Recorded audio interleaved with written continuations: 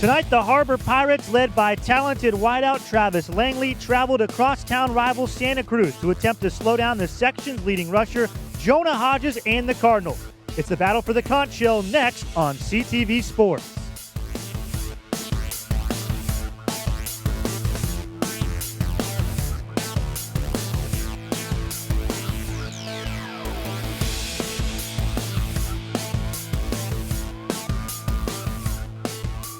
Good evening and welcome here to Santa Cruz, California for our CTV Game of the Week. Along with the coach, Kurt Edwards, my name is Tim Swartz. And Kurt, crosstown rivals, maybe one of the best rivalries in the SCCAL. I think so. These teams know each other. They play, this is their 43rd time they're playing each other. The kids are neighbors. They've played Pop Warner against each other, with each other. They're ready to go, and they want to set the tone for football for the rest of the school year. Look at the latest results for both these teams. Harbor last week, they had a bye week, but the game they had before that bye week, kind of a strange one. Very strange. They went down to Soledad, got half the game in, and then Mother Nature took over. Then they came up to Harbor, where they ended up taking second place against Soledad. On the other side, Santa Cruz comes in as maybe the hottest team in the league. They are on fire. There's a two-game winning streak. They join up the San Lorenzo Valley, beat the Cougars 31-14. They are on fire, and they've got a pretty good set of running backs. Yeah, their main one, Jonah Hodges, leading the CCS in rushing. How is the Pirates going to stop him? They're going to have to really stay home defensively. They're going to have to work the gaps on the defensive end of the line, and, of course, they're going to have to figure out how to stop him before he gets the ball. We'll see the game plan coming up next. It's the CTV Game of the Week here from Santa Cruz. Harbor and Santa Cruz coming up next on CTV Sports.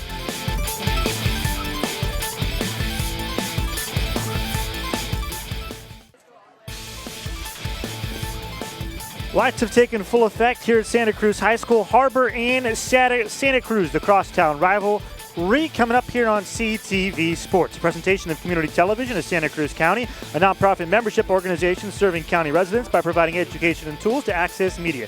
Visit us at communitytv.org. This CTV presentation is made possible in part by the generous support of Cruz.io Internet, Santa Cruz County's largest independent internet service provider, offering high-speed wireless internet, a co-location data center, and flexible workspaces with 10 gigabytes of fiber internet. Details online at cruzio.com. At Mountain Mike's Pizza since 1978, the idea has been simple: provide high-quality and custom-made food using only the highest and finest ingredients.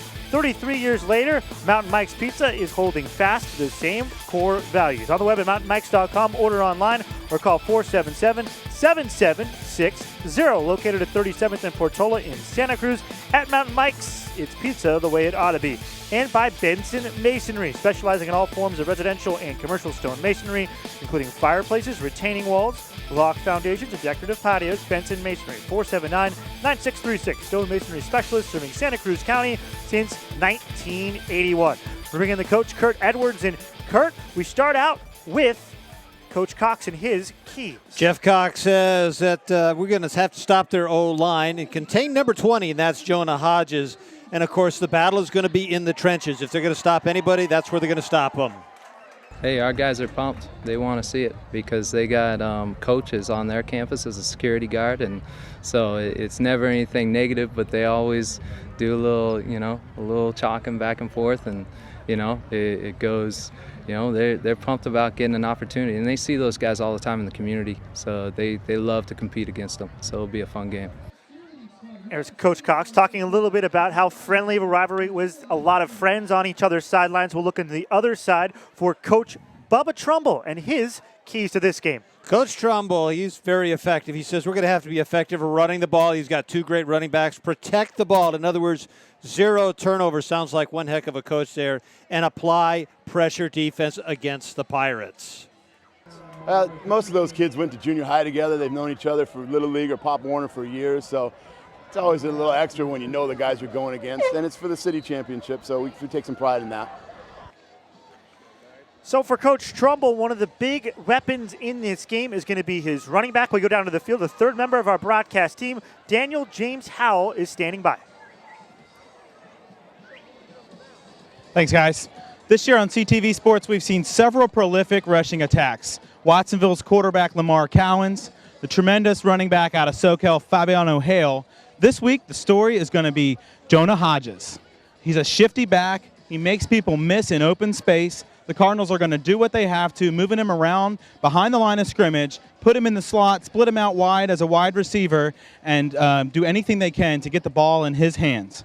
Nobody's been able to stop Hodges so far this year. He leads the league in rushing yards, rushing touchdowns, attempts per carry, yards per game, and nobody has slowed this guy down. Harbor's going to have a tough time, but another opponent trying to slow Hodges down this week, after all the rain we've had, is the turf.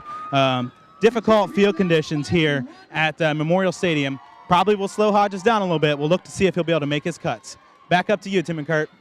Thanks a lot, Daniel. We'll be checking back with Daniel at halftime with each of these coaches. We'll look at the Sentinel Power Poll. We see the Santa Cruz team catching in at number 4. They are doing that one. Harbor down on the bottom, number 10. They've had a tough start of the season, but they're coming off a bye, a lot of recruiting.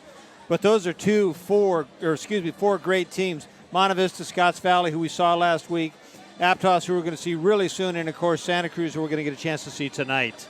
And Harbor is number 10 in that poll, but they've been playing a little bit better, I think, than their record indicates. The last time out against Soledad, we mentioned it in our open. It was just a strange game. It was a strange game. They were down at Soledad. I believe the game was tied at halftime, and then weather came in.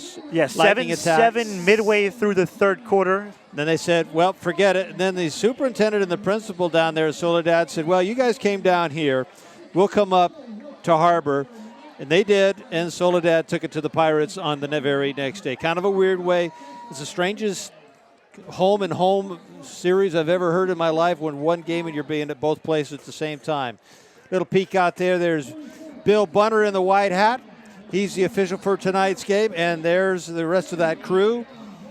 You see Debbie Johnson. There's Rudy. Tony's going to be a great one. Graham.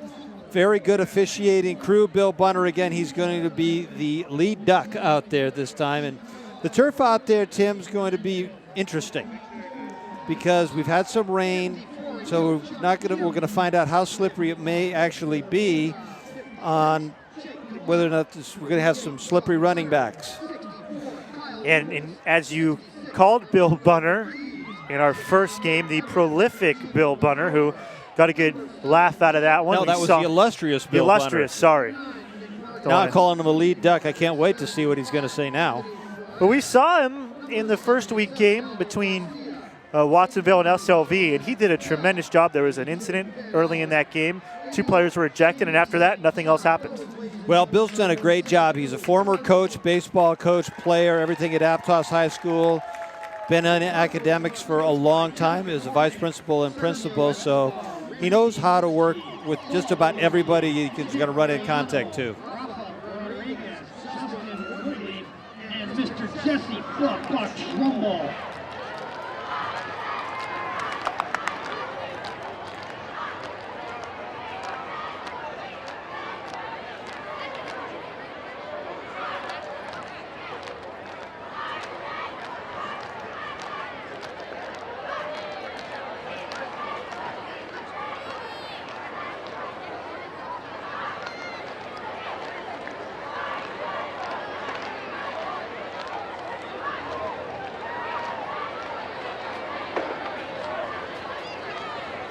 Ladies and gentlemen, at this time, if you look over on the scoreboard end of the field, you'll find flying above the entrance the flag of the greatest nation on earth. Would you all please stand and rise, remove your headgear, and honor us all in paying tribute to that flag with the playing of our national anthem by our own Cardinal Regiment.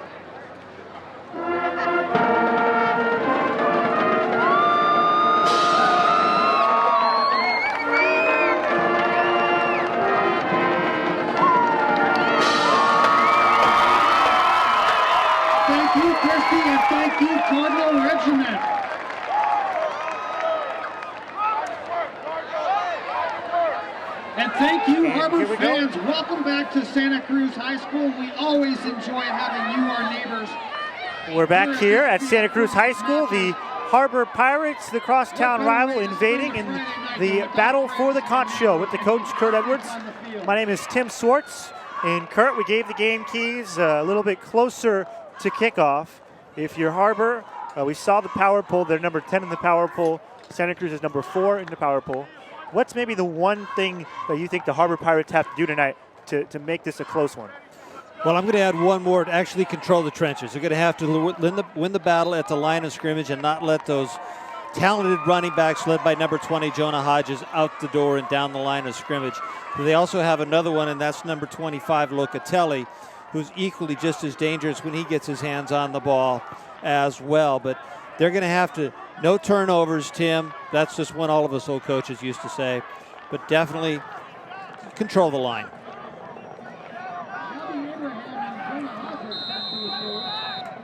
So Hodges is back to receive as well. Left to right comes Harbor in their home uniforms as well. This one goes right into the middle of the gunk. It's loose for a moment, and it looked like Locatelli was able to collect it at the 33-yard line. That's where the Santa Cruz Fly offense will take over with the 1st and 10. Here are their offensive starters. Just in a moment after the first play. And we'll get it underway. We'll make Mr. Bunner earn his paycheck. There's Joe Roche. He's going to be the quarterback. He's going to be the one that's going to navigate that fly.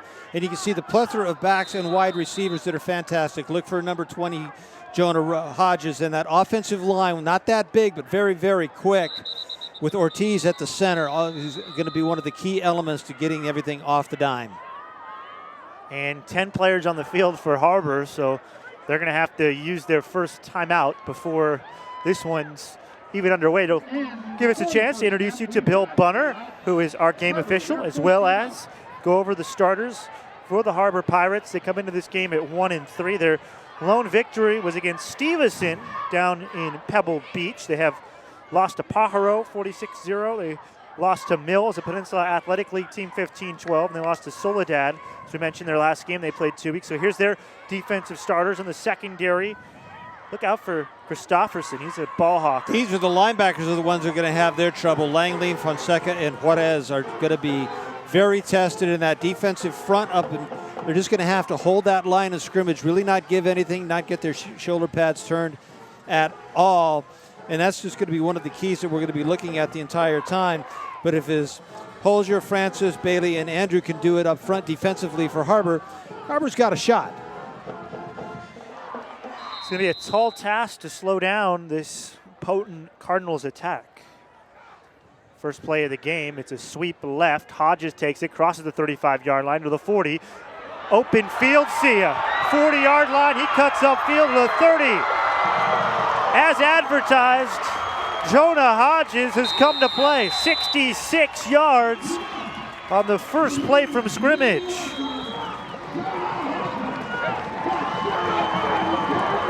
Now you can see what happens, Tim. A little celebration down there. Jonah says that's just a warm-up, gang. I'm just kind of getting started. That sweep. Now the fly offense, everything runs from motion from their tailback, or not the tailback so much, but from their slot receiver.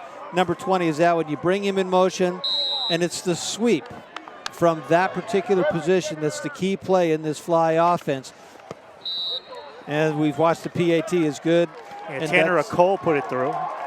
That's going to be the key right there. Can they hold that line of scrimmage? They did not hold the corner. Hodges was able to get around the corner, and he was gone. Hodges started out in the right slot, and once he got upfield, he knew where he was going, and it was hard traction for this Pirates defense.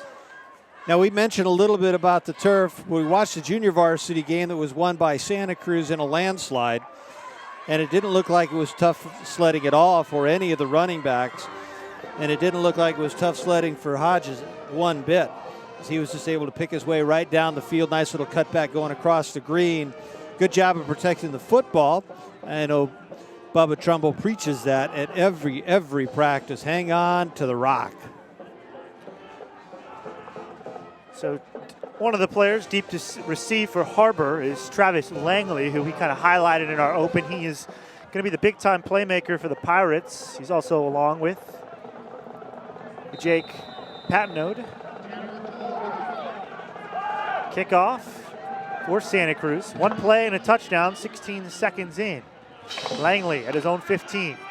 Takes the wedge up the middle, and he is dropped at about the 27-yard line. It was Justice Kovadis Wilderat who made the play. Harbor offense, Garrett Fonseca. Now, he likes to throw the ball, but he's also a very nifty quarterback. Backs and receivers, we talked very quickly about Langley and that offensive line. They're going to be very, very busy. Ortiz, the center, Juarez are going to be very busy to just keep everybody, moving down that field, and that's what Coach Cox wants them to do. Smaller offensive line for the Harbor Pirates, but they move well. You can see they run with, a spread style of offense. They just try and get as many gaps in that defensive line as they can. Flag happy on the first place. There's a sweep to Langley. He's lined up in the left slot, and there's a flag on the field. We'll find out what Mr. Bunner has to say. Procedure. False start on the offense. Repeat, first down. They talked about it coming into this game, that it was going to be a tall task for Harbor to stay in it, and they haven't helped themselves out on just simple things. Before their first offensive play, it was a false start. Before the first defensive play, they had 10 players on the field. Langley in motion again, and another penalty. This one thrown from one of the line judges here on the near side. So it's going to be again against Harbor. Look like movement on the right side of their line. And it's 1st and 20. Hey, Mondo! Hey, get that offense ready to go. False start, offense, 5-yard penalty. Repeat, first down. So the good news is they get to repeat first down. The bad news is they're 10 yards farther back than when they actually started this whole routine.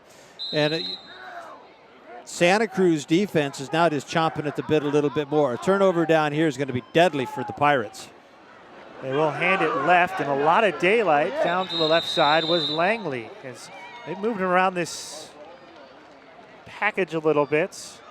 And now look at the defensive starters for the Santa Cruz Cardinals. And I think one of the big players, you look in the secondary, will be Hodges, who is Hodges and Abraham are great. The linebackers, Vaughn in the middle, very, very active, and you can see the defensive front four, Albrecht and Ledwith on the ends, the defensive ends. They're going to be responsible for trying to turn everything back into the center. And Ortiz, very good size in the middle. He'll be wearing number 66 at 5'10", 240. There's another handoff to Langley, a stretch right, tries to turn it upfield, breaks a tackle, but about 5 Cardinals around him. It looked like the first man there for Santa Cruz was the middle linebacker, Vaughn. And Vaughn's very active. There's the handoff, little penetration, enough to get him. Good job on the outside to turn him back, running back inside. Thibaut, number 40, got his outside position. Turns Langley back inside, and you can see all the black hats coming right on in to make the tackle. 3rd and long, 3rd and just about 10.5 from their own 27. Snap and a roll left. Off his back foot, a nice throw, but just in and out of the hands of the intended target, Corey Harris. Fonseca got a lot behind that throw. He just couldn't get his receiver to make the catch. Little tackle roll out there. Good job on that pass. This is one of those types of things that as a receiver, you're going to sit back and say, I should have made that catch, but I wasn't able to do it. Robert Schultz was on the coverage in the area. Too deep, it's Hodges again, and Locatelli. You know, with 2 good receivers back there, Tim, I'm going to tell my punter, kick it out of bounds. Aaron Juarez with the punt, and Angel's punt is taken by Hodges at his own 39-yard line. To the right side, makes one man miss. Reverses as he tries to break a tackle, but the quarterback Fonseca brings him down. Not before a solid return of just about 13 yards. Juarez does a nice job of getting this off. A low line drive kick. Great concentration by Hodges. Tries to get to the outside, but a good job going downfield by Langley. Slows him up. And that was Fonseca, number 18, to come in and make that initial hit on Hodges. And Fonseca, not your average quarterback, he looked sharp there. And he's expected to see some time on the defensive side. Langley is playing weak side linebacker. He's a starting wide receiver. It's a lot of two-way players for Harbor. Lots of two-way players. Number 83 over here on the near side is Guerrero, the defense for the Harbor Pirates. It's a fake of a handoff. Rolling to pass is Roca. Complete at the 37. Shake and bake. And a first down. Just at the first down marker was Jason Patel. Good job by Patel. Watch this. Nice roll. Backs in, looking backside. Plenty of time. Throws off his back foot, but Patel went down the field, broke it back inside. Had Guerrero going down the field, came back, made a nice catch for the first down. Larry Fonseca. As we mentioned, he's not only the quarterback, but he's also the middle linebacker, 6'1", 210, a junior. Sweep handoff on the fly play to the right side for Locatelli, and it's strung out, and not really much doing there. Fonseca was right in the middle of it, the linebacker on cue. Gained about a yard. Also, 74, Tim Francis out there from his inside tackle position, doing a good job of just going down the line of scrimmage, staying flat to the line of scrimmage, going a good inside out. But yeah, Fonseca was huge on that play. 7-0 early lead for Santa Cruz, their second possession of the game. In case you missed it, 66-yard run from Jonah Hodges, first place from scrimmage, our first score. Here's a handoff to the right side, and Hobley was able to gain about 3 yards. It'll set up a 3rd and just about 5, maybe 6. Good anticipation by Harbor on the left side. Great job by the linebackers to get a jump on it. And Hobley did what you were supposed to do. Tried to hit that hole, wasn't anything there, made the best of it he could. It's a 3rd down and 6. Too wide now to the left. It's a sweep play to Hodges. Through the middle, not much going there. Interior lineman Kevin Bailey made the tackle. He grabbed him about as soon as he crossed the line of scrimmage and limited Hodges to about a yard and a half. Good job by Bailey. Also a nice job by number 74 Francis, who stepped across that line of scrimmage. Hodges was going to turn it up anyways, but this is where the linebackers come into big play. They got to come up and stop everything right at the line of scrimmage. There'll be 2 to the left, 2 to the right to the quarterback Roca. Now he'll send a man in motion from near to far side on 4th and 4 from the 32 of Harbor. It's a sweep right, and the first down is gained. About 5 yards, and Santa Cruz elected to go for it on 4th down with 7:27 in the first. Gets it. That was a big gamble and a good play all the way around. Hobley again with that tackle, but he did a great job of riding the offensive front. Number 58, Leonard, 75, Ferreira being 2 of those guys around that side, doing a nice job of blocking. It's our game of the week here on Community TV with Kurt Edwards, Tim Swartz along with you. And our 3rd member of our crew is Daniel James Howell, who had the pregame update. We also have interviews with both coaches at the half. And you know what? Check that. Originally, they were marking as if it was a first down for Santa Cruz, but instead, it'll be a first down for Harbor.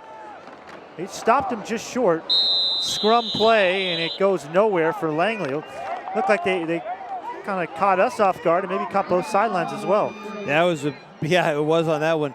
David Ledwith, number 42, from his defensive end position one of the many Cardinals in on that tackle of Langley. Not getting much. Didn't even get back to the line of scrimmage. May have lost a yard and a half. Well, no, not even that. Maybe a yard. 2nd down and 11. Once again, this scrum formation. It's a fake handoff, and slipping, and his knee did fall down, was the quarterback Fonseca. And he'll lose about 7-8 yards. He's officially, I guess, tackled by gravity. Handoff there. Notice how quick in the backfield are the Cardinals. It was just slippery enough. Thibault, one of the people in on that tackle very, very quickly. So was just everybody on the left side came through quickly. Ledwith, also 42, in on that side. Leonard, number 58, who plays the left side defensive tackle. His job essentially is to stuff the middle. 3rd and 17. 3 wide to the right of Fonseca, 1 left, and that's Langley. He steps back, looking, throwing deep, and this one is well out of the reach of his intended target, Cesar Guerrero. Well, you saw the last play where Fonseca lost his footing, and our sideline reporter, Daniels, batting 1,000. You mentioned the footing being a difficulty here. And you mentioned how good Jonah Hodges is. We saw a 66-yard run from Hodges earlier on today.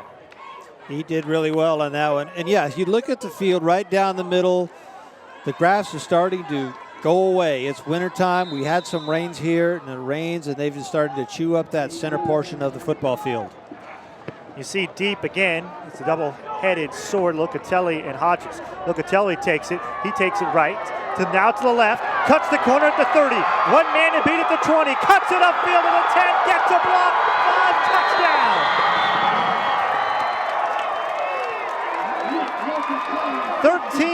13-0 Santa Cruz halfway through the first quarter. We talked about the big play ability from Hodges, and we've seen it from Locatelli as well. Well, he had a great game last week against San Lorenzo Valley. He just scorched the Cougars for over 100 yards rushing. But you can also see his special teams play is pretty nifty. So you got to wonder if the cleats are a factor, or if Santa Cruz is just comfortable in their own yard running on their own turf. Well, the ball kid, for a moment there, you see underneath the goalpost, had run away with the ball, and they needed the ball to play. A minor thing we need here in 11 sports. players, referees, the field, the scoreboard, the goalposts. Give me a football, forget the kid. ball. Snap is good. Kick is up, has the distance, but it's just wide left. 13-0 Santa Cruz leads Harbor, and Locatelli with a punt return for a touchdown, the second score of this game. Juarez again gets a nice foot into it.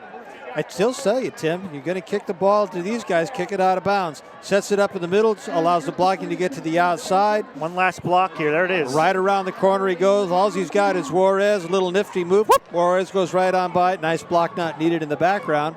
And in pops Locatelli for the touchdown. So the score is 13-0. Santa Cruz leads Harbor in this cross-town rivalry. Well, both these coaches talked about it. These players know each other very well. Just about a 5-minute drive from Harbor High School here to Santa Cruz. Won't say that on a game night because it's pretty crowded around in this neighborhood, but on a normal day. Yeah, parking here around Santa Cruz High School, well, there isn't any.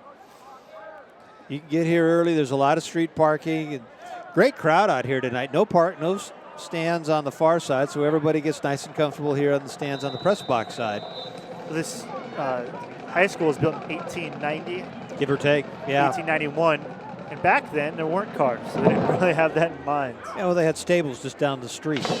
At the 17-yard line, it goes off the leg of the returner, and Harbor having some trouble just getting anything going, as the ball is going to be stopped at the 24-yard line. Kovats, Wilderant, number 24, gets a chance to get some hit in there. Up there, and this is part of what goes on right through the wickets of the punt return man, and then you can see the rest of the Cardinals are just flying down there to make the hit. Yeah, Potnod was the player, had that one just go through the hands. A little bit damp air here as always in Santa Cruz. 1st and 10, their own 27. Two-step drop, seam play in the middle, and it's just out of the reach of the intended targets, Corey Harris. This is one of the things that Harbor did not want to get themselves to do at this time of the game. They do have that open type of an offense, that spread offense. But they really didn't want to go to the pass. They wanted to try and establish some kind of a running game and not be too far behind. And a big run and a punt return and find themselves 13 points down. Fonseca in the shotgun, 2 wide to each side. He will fake a handoff and he throws it over the middle. Big hit made by Santa Cruz in the middle. The pass was completed to Christofferson, who made the grab and absorbed the hits. Well, if you're going to come across the middle, you better be ready to get hit, and that's exactly what happened on that one. Kovats, Waldenrand did a great job of just saying, here I am. 3rd and 7 for Harbor. This is a big part in the game for the Pirates. They've already given up 2 touchdowns on big plays. And to get a couple of first downs in a row would be very helpful for the road team, who's actually wearing their home uniforms. And there's the 3rd pre-snap penalty against the Pirates. And it's one of the things as a coach, you work hard in practice all week long, and then it comes to the red light and you shoot yourself in the foot. False start on the offense, 5-yard penalty. Repeat, 3rd down. 3rd and 12 for the Harbor Pirates. Harbor's had a tough go lately in the SCCAL. Well, they're 0 for their last 16 games in the SCCAL, so they would like nothing better in this annual battle for the conch shell to not only get their first win in a heck of a long time, but also bring home the trophy. Go, energy, energy. 4:20 remaining in the first quarter. Clock is still rolling, and another penalty. That is number 4 if it goes against the green-clad crew. That's like an unsportsmanlike conduct against Santa Cruz. We have an unsportsmanlike on the defense for barking out the signals prior to the snap. 15-yard penalty, automatic first down. You cannot do that. You cannot. Take a listen in to this last play. This is the big no-no. Everybody's starting to move. Quarterback did a nice job. He's barking. Now, one of the things that quarterbacks do is you can go by a number or a color, and you set that in the huddle. And if it's a color, then you're into an audible, and you may be snapping on the even sound or the odd, whatever it may be. But Santa Cruz High School, their front group was also barking out snap counts randomly, and that's a no-no. Langley's in motion. He gets the carry on the sweep, and he's going down. Well, this Santa Cruz middle linebacking core is a group of hard hitters, and that's led by the middle linebacker. Again, we mentioned Dominic Vaughn. Vaughn, great job going down from his inside linebacker position. Pursue. Also pursuing in there, but not getting there was number 66, Ortiz, from his inside line position, his tackle position. It's a 4-yard loss for Langley, and Harbor again is going backwards. 2nd and 14, their own 35-yard line. Fonseca, flanked by one player. He'll pass over to the left, a dangerous throw. It was almost read and returned by Terabouts. Brent Therabout did a good job of reading. And that's one thing young quarterbacks and even old veteran quarterbacks have a tough time doing. They come up, they lock on the receiver. You see the deep backs, especially if they're in a zone defense. They read the quarterback. They know where the receivers are going. And then if they're able to jump that route, especially if you're just locked in and you start throwing the ball in the general direction. And Brent did a nice job. 3rd and 14. 35, 13-0 Santa Cruz on touchdowns from Hodges and Locatelli have the lead. Fonseca fakes the pass, cuts it upfield, has room to run, 45-yard line. And he'll squirm his way forward to just around the 48. Looks to be about a half a yard short of a first down, which will set up a 3rd and short. Yeah, he put his head down. It was a good job. The middle opened up for old number 18, and he went up the field. And this is what you like to see, somebody delivering the hit.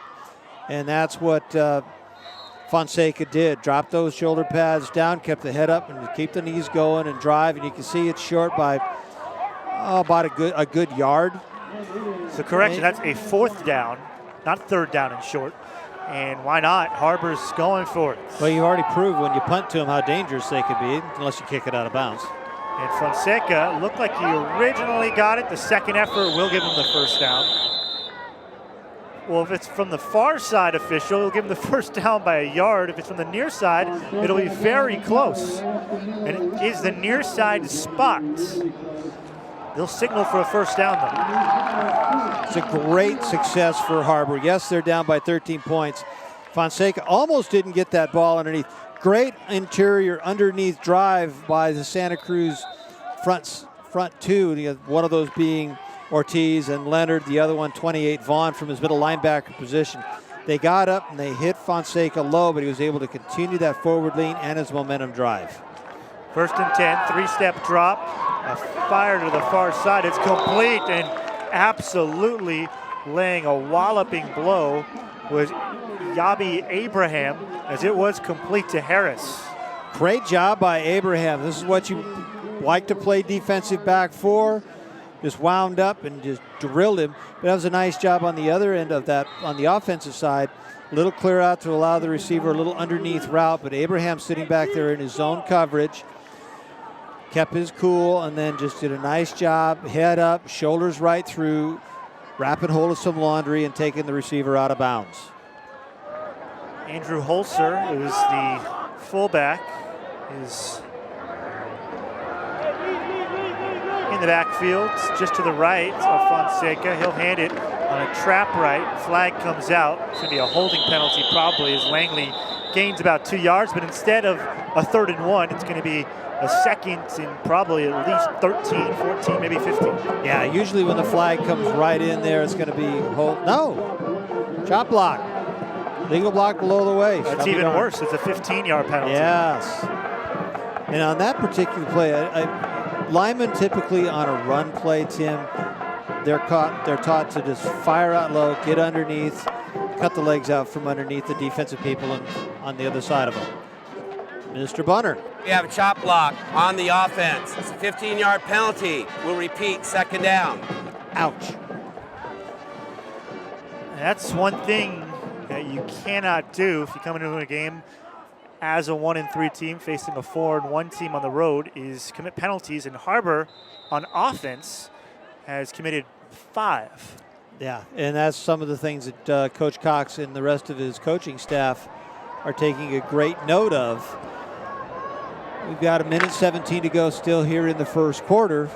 Santa Cruz is on top, as you can see, but Harbor look like they're starting to get some kind of a drive together, and these penalties just keep pushing you back. Snap back, throw to the far side.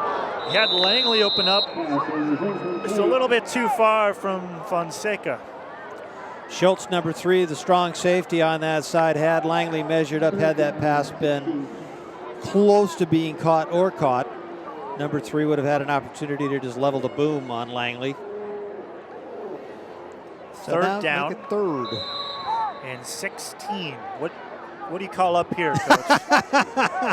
Well, there's not a 3rd and 16 call in the book except play or pass it or draw, trying to do some kind of a deception. Let's see what defensively Santa Cruz does. You got trips on this side. 4 receivers are going to be in the pattern for the Harbor Pirates. So trips to the near side.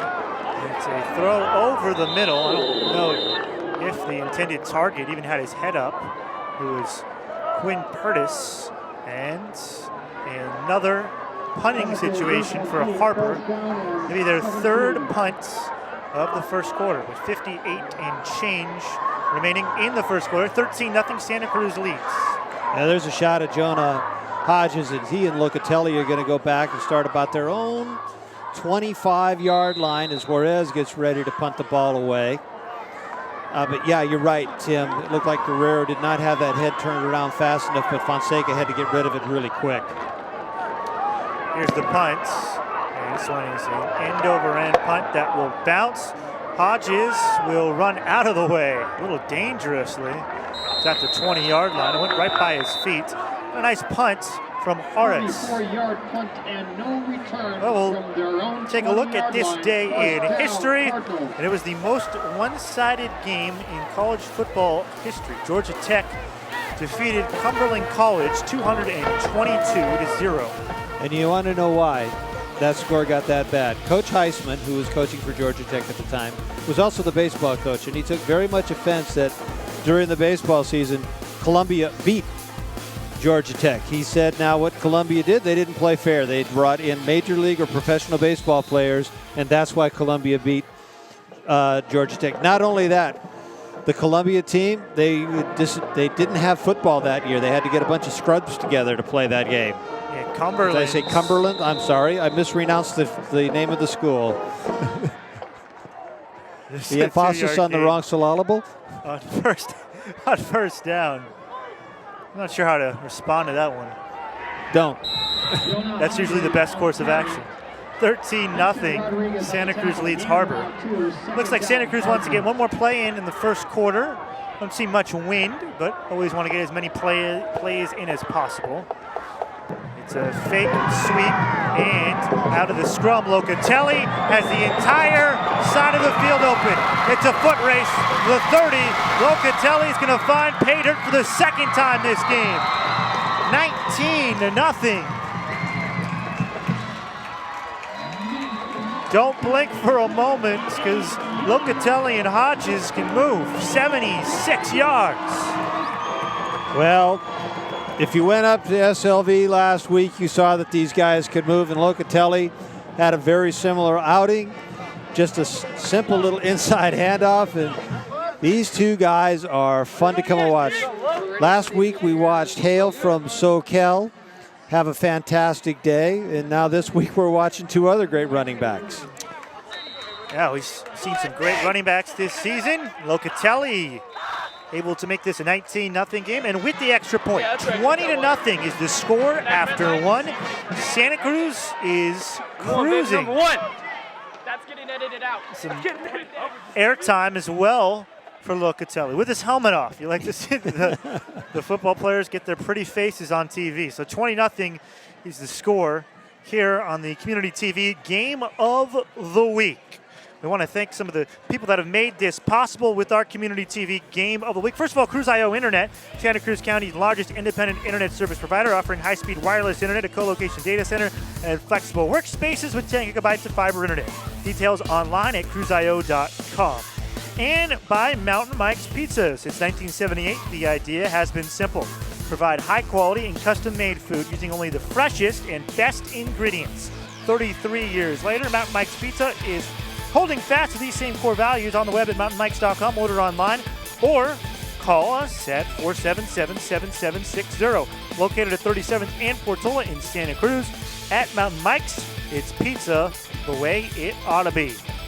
20-0 is the score. Santa Cruz leads Harbor along with the coach, Kurt Edwards, Tim Swartz. And let's check out the ball here on the kickoff. It's lined up a little strange. Yeah, but he kicks it really well for being a little strange. This one's going to roll. That's a live ball. That's a live the ball. 2-yard line.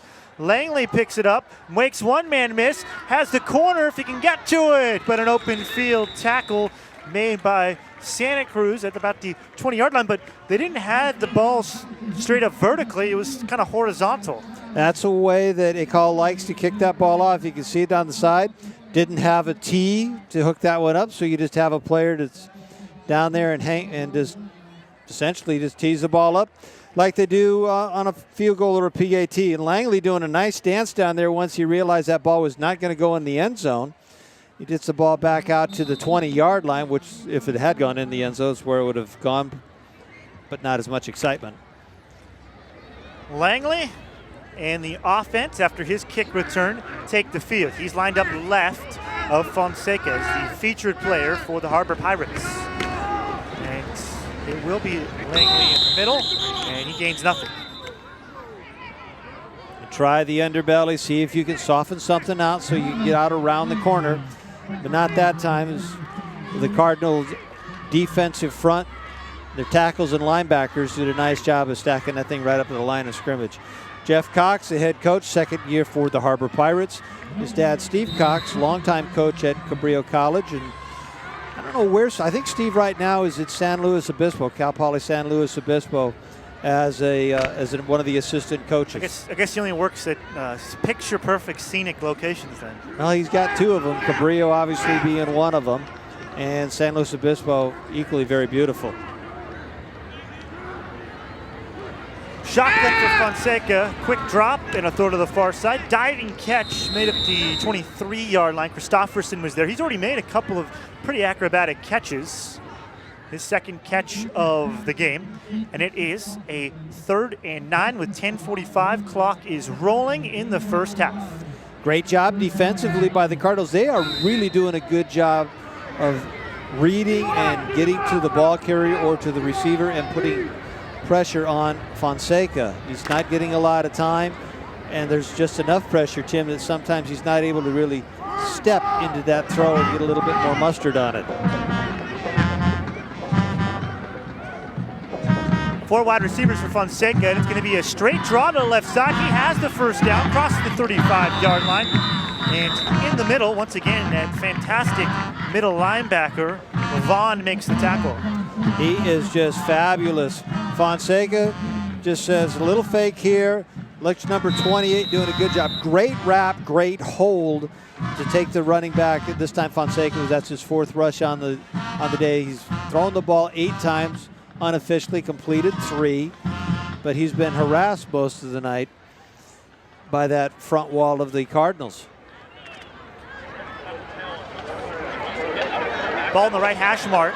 It is a 1st down and 10. They come out in the scrum formation with Langley dotting the offset eye, and it'll go to the up back, and a violent collision in the middle.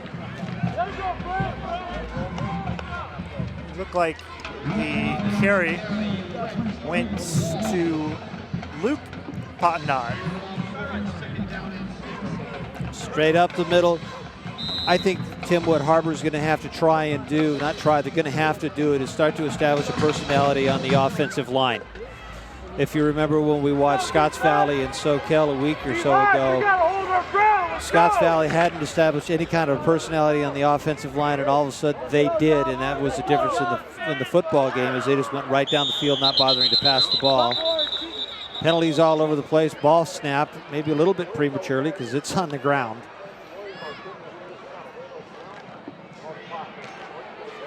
It's the 5th pre-snap penalty against Harbor. False start on the offense. Repeat the down. 5-yard penalty. Hey, you keep shooting yourself in the foot. You get a decent first start. You pick up 3, then you lose 5. Now it's 2nd and 2. Second and 12. It's just not. It's not how you're going to win football games. You should have a cable car. That's true.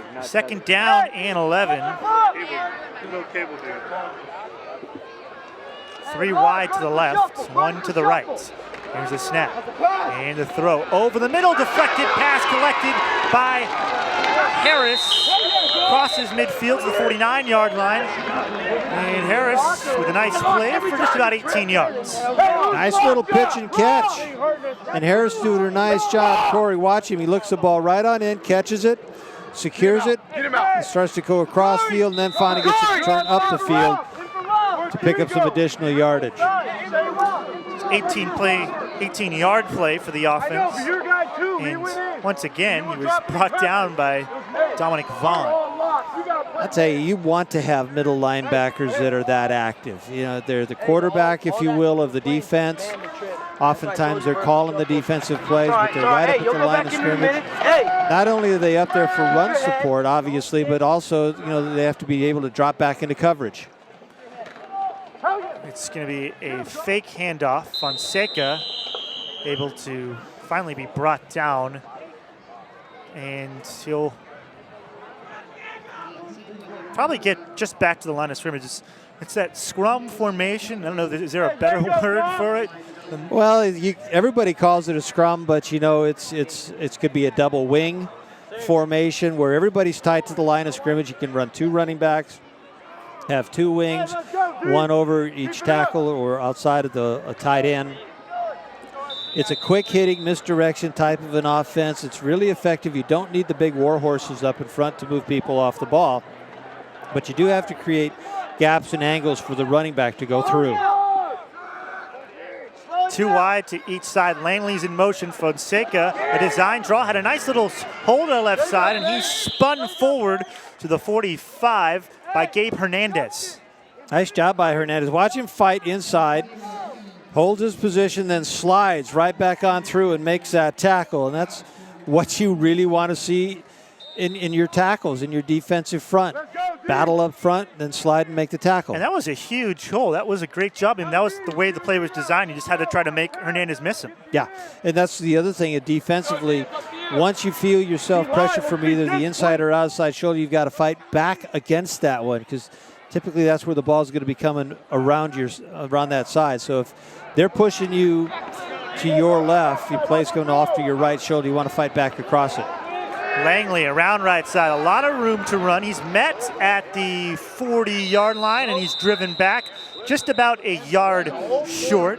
Hodges ran out of the pile like he had the ball there for a moment. I thought he did too, but everybody was pretty calm where Langley went down. 6-time Langley has carried the football on the evening. Langley is listed as the Z receiver. If you're not familiar at home, goes X, Y, and Z across left to right on the offense. Flanker, tight end, if you will, and then the wide receiver on the far side. Actually, you call them the split ends. You can call them split end if you'd like. Old school football still calls them split ends. It's a 4th and 1, and Harbor's going for it. It's at the 40-yard line of Santa Cruz. Quick handoff up the gut. It was a read play, and there's a 1st down and 10 as Luke Patinod was there. But that was a read play from the quarterback. He could have kept it. Instead, he decided to hand it off. You take a look at the great read play, so you see where your nose guard is lined up as well as the linebacker. So you had it out. If the linebacker steps up, you keep it. The other read on that one is a defensive end or defensive tackle on whatever side you're looking for. If they step across the line of scrimmage, you're not going to come down and get your lunch handed to you. You're going to give the ball off on the dive play. Fonseca, the quarterback, only about 3.5, 4 yards deep in the shotgun as he goes back to pass. Short drop, fires it near side, complete to Harris, makes a man, misses the 30, 25-20, and he's knocked forward by Vaughn to the 17. 20-yard play for Harbor, and they're in business. Brodnack, number 22, I think was the one that missed the initial tackle. He gives a shot at it. Now watch him try and go for a little bit of the catch. He does come back and make that tackle, but that's where, if you're going to make the initial hit, you're going to be either to slow him down or make that tackle. These missed tackles can definitely go against you, and that was very fortunate for Harbor. They're making a nice drive of it. Pirates will get the ball first in the second half. Play action pass wide open was Patinod to the far sidelines, but it's just outside of his reach. We've seen that sweep play a lot to Langley, and this time they decided to go with the play action, and they had Santa Cruz a little bit confused. Just the pass was not on the mark. Just a little overthrown. Jeff Cox has got his headset on. Not that animated, but definitely cheering on the Pirates. But yeah, the ball could have been a little tighter thrown, but Fonseca on that roll did have a little company in that backfield. 2nd down and 10. Ball placed on the left hash mark, so 3 wide to the far side of the open side. Design run play for Fonseca. He spins out of a tackle to the 12, maybe to the 13. Once again, it's the far side or near side official, and it's placed just about the 13-yard line. It'll be a 3rd and 4. There's that pass to Harris. Good job. You go up high on that tackle, you're giving either the running back or the receiver, in this case Harris, the receiver, the chance to shake those shoulders a little bit, duck underneath. You just want to come right through the kidneys, basically. Just take them right on out. Don't worry about head hunting. Just knock the guy down. 3rd down and 4. Trips right. Looking to the side. Has Harris open a little bit in front of the 1st down marker. Skips over a tackle, and he's tackled from behind at the 3-yard line. We'll give a lot of credit to Corey Harris. It looked like he was going to be stopped about a half-yard short of the 1st down marker, but he eluded a tackler, and he earns Harbor another 1st down. Harris I'm impressed with him. Good hands, catches the ball, brings it right into his body, and then it's those yards after the catch that are so vital if you want to sustain an offensive drive. Pushes it up the field. He's not that easy of a guy to bring down. 1st and goal into the end zone. No, just short was Langley. Hard collision at the goal line. You thought for a moment there that Langley had the open kind of lane to the end zone, but he was stood up just outside of the 1. Watch the pursuit on the defense. Langley's going to come right into your living room. Nice job by Abraham to sit there from his corner position, square up, get low, make the tackle on the running back. Tim, if he'd have taken him up high, Langley would have run right over him into the end zone. It's 2nd and goal. Just outside of the 1. Quarterback keeper, Fonseca, looks like he got turned around and was not able to turn the ball into the end zone. They'll mark him short. Well, I think the key there is if you would have been able to stay upright, he would have had the ability to cross the goal line, but he was spun around. Yeah, the offensive front did not do enough job on that initial shove into the Santa Cruz to get him going. You get him turned around and you lose that leg drive. You might try and backpedal on him, but Ortiz, the center, Rodriguez and Juarez, the center and the 2 guards, they've got to have a better push up the middle if they want that play to be effective. 3rd down and goal. And this one is at the centimeter line. It is, the nose of the ball needs to go about a centimeter. It's the hand to Potnod, and he's in. Touchdown for Harbor. Keep in mind with the score 20-6, they'll get the ball to start the second half, and the Harbor Pirates fans have something to cheer about. They do that one, and they do catch the kickoff in the second half. This is a huge play. This drive for Harbor is big. They didn't have a crooked number up on the board, and Santa Cruz is pretty much having their way with them, especially on the special teams, because you had Locatelli with a punt return for a touchdown and 2 big gains, one from Hodges and one from Locatelli. So it's been the big strikes that have really hurt the Harbor Pirates. So they needed to have a sustained drive and get the ball into the end zone. I want to remind you, if you want a copy of this telecast, DVD copies are available for $25. Or other ones too. CommunityTV.org/dubs if you want to visit us online. If you're watching this and don't want to go out to your computer, you can call us at 831-425-8848 to our offices. 20-6 is the score. Santa Cruz had a long touchdown from Hodges and a pair of touchdowns from Locatelli, and Harbor just responded with a touchdown. So here we go. Trivia question. The first college football game was played on November 6th, 1869, just after the Civil War. Who was playing? Army and Columbia, Harvard, Vassar, Rutgers, and Princeton, or Notre Dame and Yale? I know the answer. I actually have the poster of that in my room. Extra point is blocked. And the one hint I'll give to the listeners is if you ever watch a game on TV, there's a big sign behind one of the end zones of the school that hosted that game saying the birthplace of college football. Here's the extra point, and it was blocked in the middle. You've got the nice thing, well, the tough thing about PATs is you got to get that 9-iron, that chip shot up there pretty hard. Just straight ahead, power football, Newt Rockney style. Give it to the guy and make your offensive line beat that defensive line. And you can see a big surge all the way through. Halby, number 23, tried to get around the corner and get hold of the running back and pull him back out, but is not quite able to do it and get Patton out from coming into the end zone. But too much force that time by the Harbor Pirates offensive line. Well, Harbor here has a chance to make this a close game because you need to just hold off the Santa Cruz attack for 2 minutes and 13 seconds, and they'll get the ball to start out the second half. And by the way, that was a 9-minute possession as there's an onside kick, and it is collected by one of the upmen for Santa Cruz. Looked like an offensive lineman, Kevin Cox, made the play. He had to scramble to make that play too. You're not looking for that one, but actually that's not a bad idea. You're looking deep down the field of who you're going to kick it to.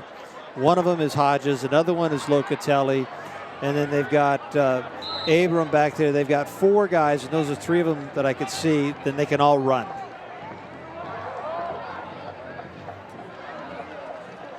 Here's There's a rollout to the left for Roca. Looks to throw deep, gets a block. Now thrown across the middle of the field, complete into Harbor territory. The ball is fumbled. It was complete to Jamie St. John, and it is on the wet turf. And Jamie St. John or somebody, didn't see who came up with it, was able to maintain possession for the Santa Cruz Cardinals. That's a big play because Harbor has some mojo going their way. It was across his body over the middle, pass to St. John. You saw the hit here, and I believe it was St. John. It had to have been. It was between his legs there for a moment. There's another rollout by Roca. On 1st and 10, throws this one deep. St. John was there, and Langley nailed him. Langley got him in the back just as the ball arrived. And it was just perfect timing all the way through for that defensive back. But St. John's doing a nice job from his tight end position. And you can see great timing by number 12. Just as the ball arrives, deliver a blow right in between the 8 and the 8. And this is one of the things that the fly offense, it's known primarily as a deception offense. But you can throw out of this one, and you can throw very effectively. Sweep right, Locatelli looking for a seam. He's just tripped up, and he'll go down at the 29-yard line. Well, if Locatelli kept his legs, he probably would have had a touchdown. Timeout called for by the Santa Cruz Cardinals. It's their first timeout of the first half. And it'll set up just about a 3rd and 1.5, maybe 2. Now they've got a lot of time and some nice decision-making by Bubba Tremble, the head coach, just to see what they want to do. If you're Santa Cruz, you've got a lot of different weapons. You can go with St. John's or one of these guys such as Locatelli or anybody else. You've just got so many different weapons. See, a great job by that offensive line. And had it not been for the yard marks out there, that chalk that tripped up Locatelli, he could have probably picked up another 10 yards. Yeah, the wet turf here at Santa Cruz. I mean, it hasn't really necessarily been it's rained a bit this week, but you're here near the ocean, which means there's usually a little bit of a tide that goes underneath. It's just like Candlestick Park. It's hard to keep the turf together. But I like they kept the grass here. So many places with the artificial turf these days. A lot of people do. Well, if the horse can't eat it, I don't necessarily want to play on. Double handoff, big left side, and a convoy for Hodges. To the 10, to the 5. Hodges is going to race into the end zone. Touchdown, Jonah Hodges. His 2nd score of the first half, this time from 33 yards out. And Santa Cruz is back on the board, 26-6. Now Hodges has touched the ball from runs twice.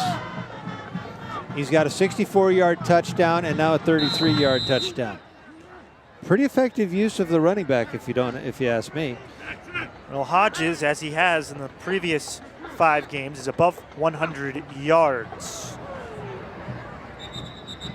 Dummy count there, and it looked like a bunch of players for Harbor crossed the line of scrimmage. Doesn't matter if they touch anybody in high school. Once you cross the have encroachment. But they're getting We have encroachment on the defense. Penalty half the distance to the goal. Repeat the PAT. Well, they're going to try the PAT, but now it would be interesting to see if they just do a straight dive. Or they're going to see if number 20 can skedaddle around the end again. Split backs, and they'll go to the back to the right. It's Hapley who gets into the end zone. 28-6, Santa Cruz back to a number divisible by 7. We can go outside, we can go inside. It sounds like an old Newt Rockney speech, but that's exactly what Santa Cruz is able to do. Hapley can go inside, and Jonah Hodges can go outside. Some of the games coming up. Next week we're going to go to Aptos. The Knights going to take on the Mariners. Then we go to Cabrillo, St. Francis against these Cardinals. That ought to be an exciting game on the 30th. Pajaro Valley versus Monte Vista Christian. We go down into the Watsonville area, have a good time then. And then, of course, the SCCAL Girls Volleyball Championship. Always a lot of fun. Here at Santa Cruz High School, it's the battle for the conch shell here on our CTV Game of the Week. I think most importantly here at Santa Cruz, it's the home of the best concession stand I've been to this season. Oh, that's ringing endorsements. There is what they're playing for, the conch shell. It's on the sidelines of the Santa Cruz Cardinals. But I've got to tell you, I've never seen it before. They have calamari, and they make it right in front of you. So it's unbelievable. They do a good job here. Santa Cruz, they treat you well. They definitely treat you well. So they're going to hold that ball back a little bit. That call is going to line it up. See what we do. End over end kick. Langley steps forward. A little bit of a momentum going, and that ends really quickly. He's at the 29 is where he stops. Now he started to get in that wedge, if you will, that wall, but they weren't moving very fast. Langley didn't have too far to go. And here came the rest of Santa Cruz, and they were able to make a very quick tackle of number 12. Well, we have the Sentinel power rankings. I might start doing my own food power rankings. Food power rankings? Started out at SLV, great hot dog there. Last week, excellent tri-tip. Yep, that was at SoCal. At SoCal. That's one of the great things about high school football. Not only the games and cheerleaders, but the barbecue here. Barbecues are great. Atmosphere is fantastic. It's a run right for Fonseca. It was not a design run, and he slips just about a yard behind the line of scrimmage. 2nd and 11 with 67 seconds. A timeout was called for by Harbor, their final timeout of the first half, down by 22 points. Fonseca looking desperately to try and find somebody to throw the ball to. Vaughn, number 28, from his middle linebacker position, doing a nice job of just mirroring the quarterback. Finally, he said, well, I don't have anybody down there to throw to, and I've carried the ball 9 times unofficially, so I might as well tuck it underneath my wing and carry it a 10th time. Well, for the Santa Cruz Cardinals, they have been on a tear. They defeated Watsonville 10-6, doubled up Pajaro 42-21. Win against North Salinas 40-14. Last week, they defeated SLV 31-14. They started out this season in a tough one. They lost to the Menlo Knights 19-18. Very close game. And Menlo, by the way, is one of the top teams. They're probably a Division IV team. They've been to the CCS finals the last couple of years. Yeah, they have been. They and Menlo Atherton up there in the Menlo's area, Palo Alto. They're a tough ball club. Penalty behind the play. Now remember, both of these coaches, when we interviewed them, holding, says Mr. Bunner, going to go against the Pirates. These schools are not that far apart, and we're in the Santa Cruz High School School District. High-tech electronics. We have holding on the offense. Repeat the down. 10-yard penalty. It is 2nd down. So anyways, Thank you, sir. He's also a very good umpire. But these ball players know each other. So not only are they playing for the conch shell, but they're also playing for pride of the neighborhood. Some of these kids could live like right down the street from one another. So they want to have a little school pride and a little neighborhood pride. So sometimes tempers could get a little bit flary. But Harbor, when they go in at halftime, which is not that far down the road, one of the things that Jeff Cox is going to talk to his guys about is knock off the penalties, gang. Clock is running with 35 seconds. 3-step drop, and a pass intended for Langley was almost picked off by Robert Schultz. 3rd and 21 with 31 seconds remaining in the first half.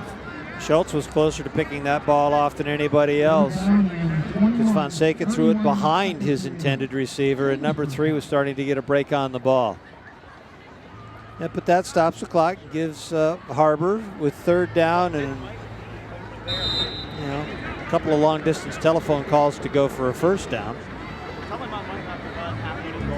Third down in just about 21 with 31 seconds remaining. Do you think the best course of action here for Jeff Cox might just be run the ball, let's play for the second half?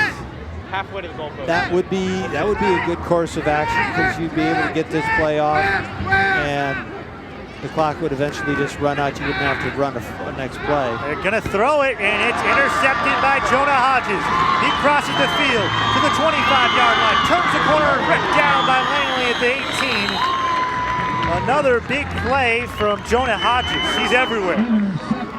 He just sits back there in that defensive secondary position.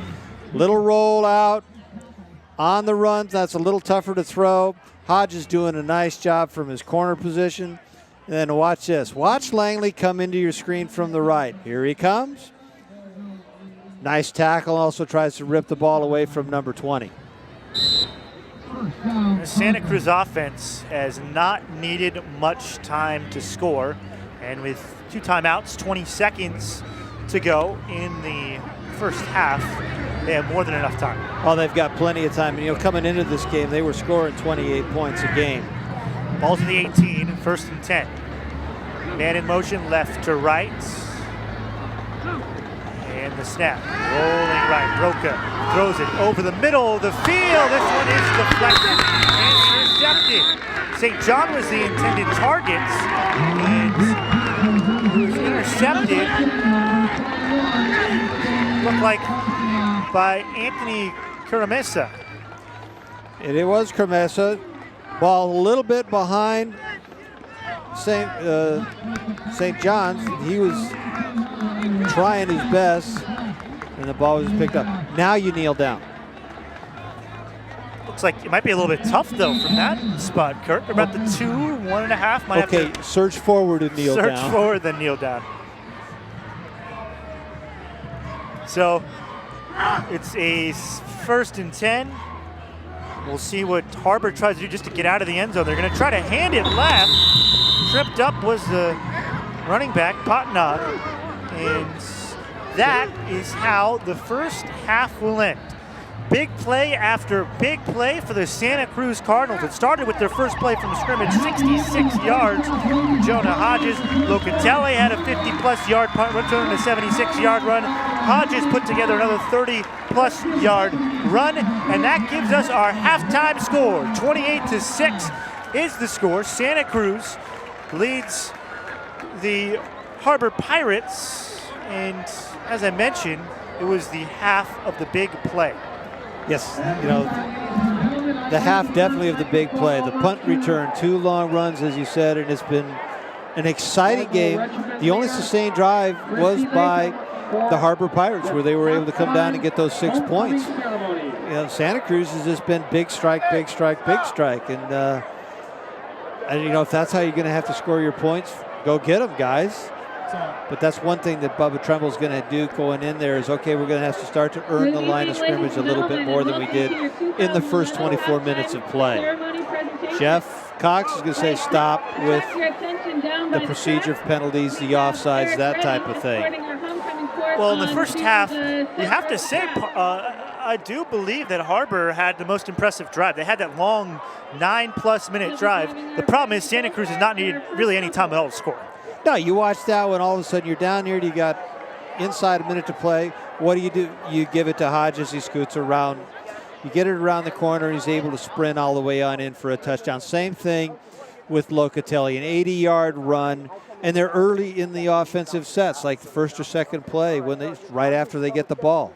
They're able to just haul off and just give somebody good the ball. We're going to go down to a talk with Coach Cox. Daniel James Howell is standing by with Coach Cox. Okay, we're here with Coach Cox from Harbor. Coach, you guys are known for your passing game, but the inside run game looks pretty good so far with Patnaud and Fonseca inside. How's that working out for you? It's working out well, Line's blocking pretty good. We spread them out a little bit with the pass, and then we come back inside. That's kind of the deal. So everybody can see the field is a little bit tough tonight. Is that affecting opening up the passing game for you guys? No, you got to play with the conditions. That's just, that's going to happen. Your kids you got to play. That's the deal. So cool. Thanks, Coach. Yeah, for sure. That's Coach Cox from Harbor. We'll be back with highlights and the second half from Memorial Stadium here in Santa Cruz, where the Cardinals lead 28-6.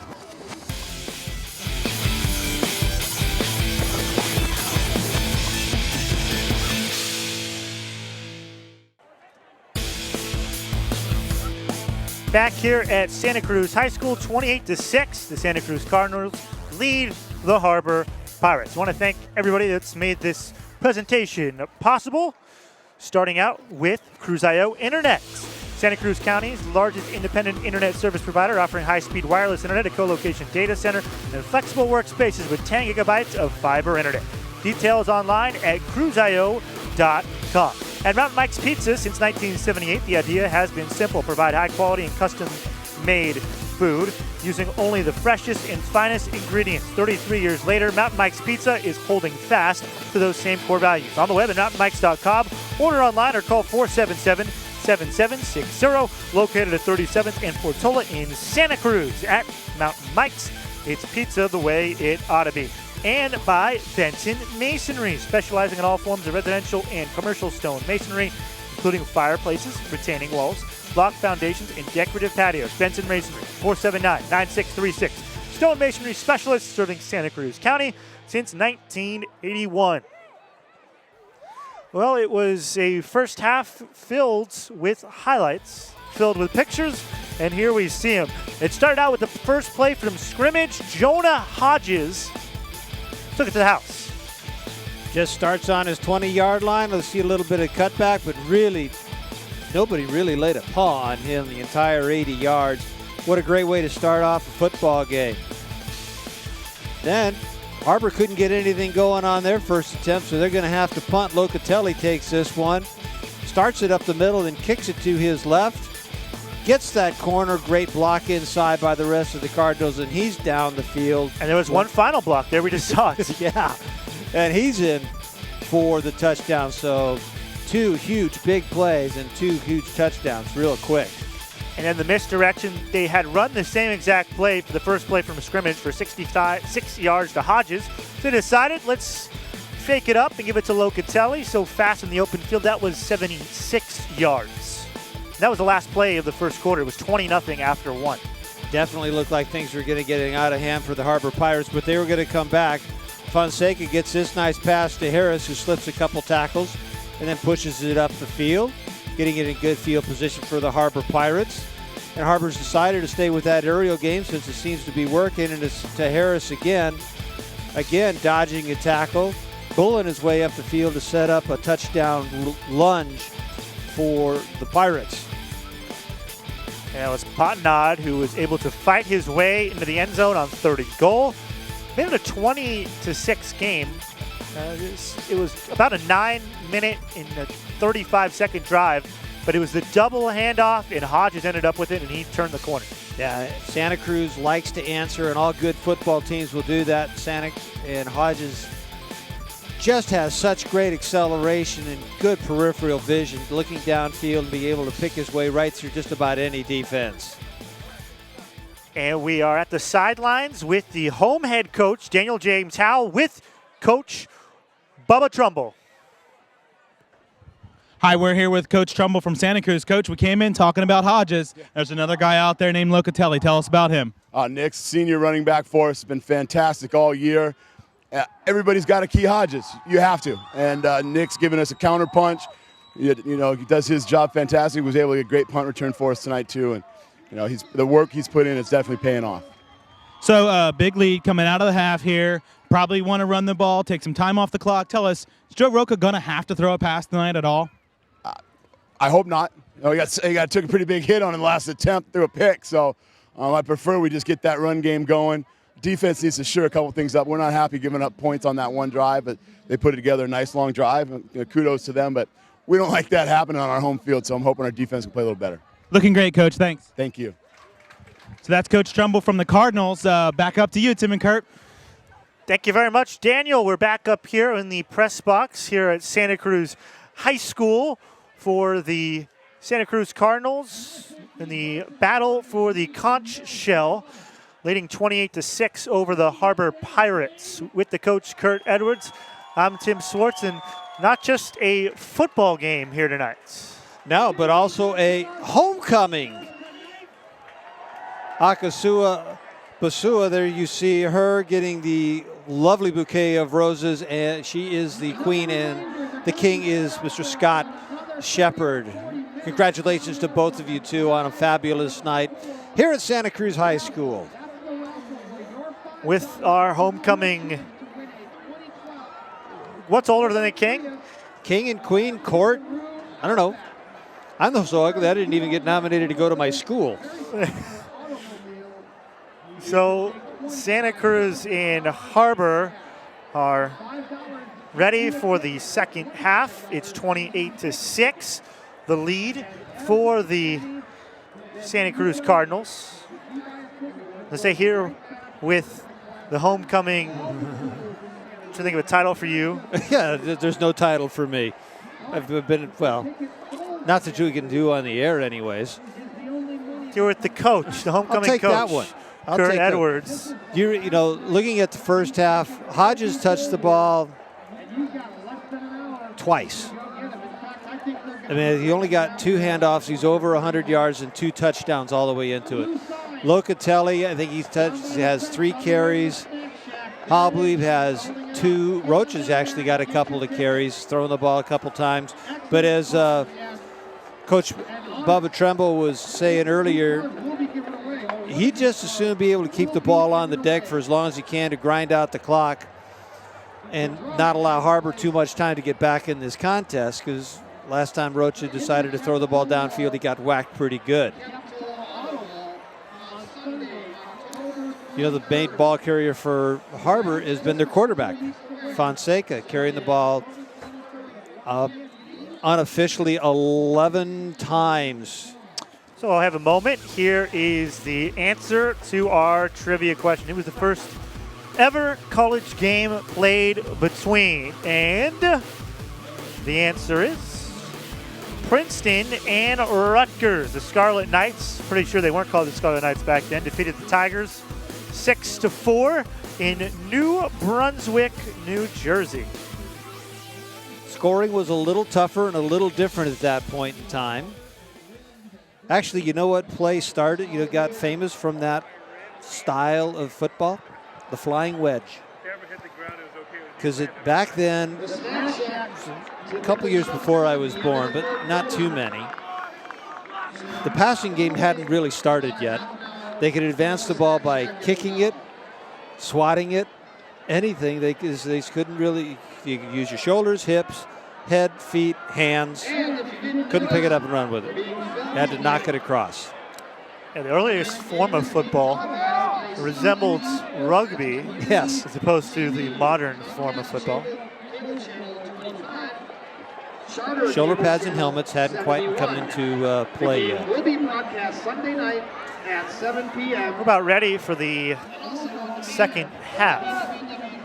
Kicking this off left to right will be the Santa Cruz Cardinals. We're in the deep Cardinal uniforms. Gold helmets and the green uniforms for Harbor. Here's the road team.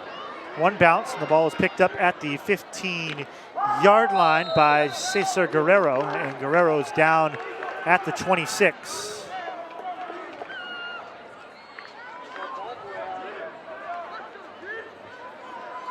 Now let's see what Harbor's going to do. The primary ball carrier, well, they had Langley carry the ball 8 times, Fonseca 11 times. Fonseca did have a pretty decent passing. You know, when he was looking downfield, he was looking for Harris, was able to get a couple of nice passes to number 27. First and 10, their own 26. Quick pass to Harris at the 30-yard line. Makes one man miss. And he is ridden forward to the 33. Fonseca finds his favorite target. 4th catch on the night for number 27. Real quick, release down the field, turn it up inside.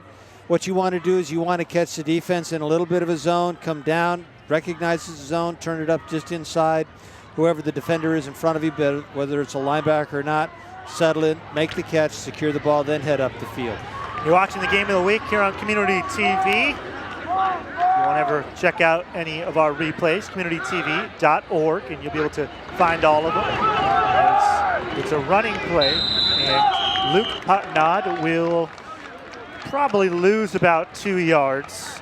So instead of it was a 2nd and 4. It was a 2nd and 8. Now it's a 3rd and about 9. Just try the center. And this is one of the things that I'm sure Jeff Cox, went in with his coaches, says you're going to have to just widen this out. You can see in the spread offense, you've got 3 receivers over on the far side, tightly bunched, just a bunch set, 1 receiver over here on the near side. It's a roll right. Fonseca throws this one. It's deflected, and Harrison almost ended up with it after it was originally knocked by, it looked like Jonah Hodges got a paw onto it.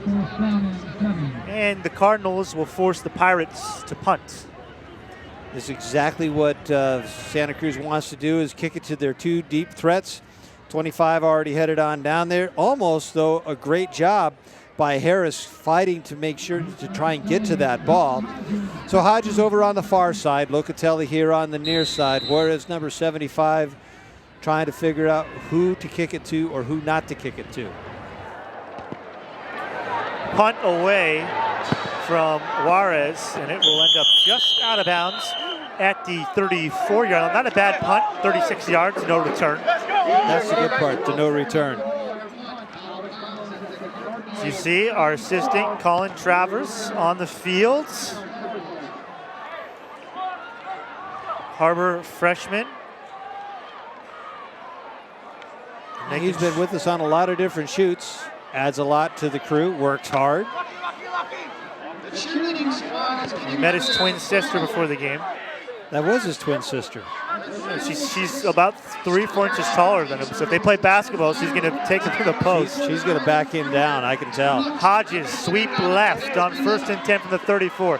Hits upfield, flag on the backside, and another flag after near where the play ended. There's a holding on the first flag, and we'll check out the second one. That flag was late coming from the backfield. That play had already gone probably out around the corner, but it doesn't matter. If you commit a foul, you're going to get caught. Face mask. It's against Santa Cruz. So you're going to take the holding penalty. It happened about a yard behind the line of scrimmage, so it ended up being a 1st and 21.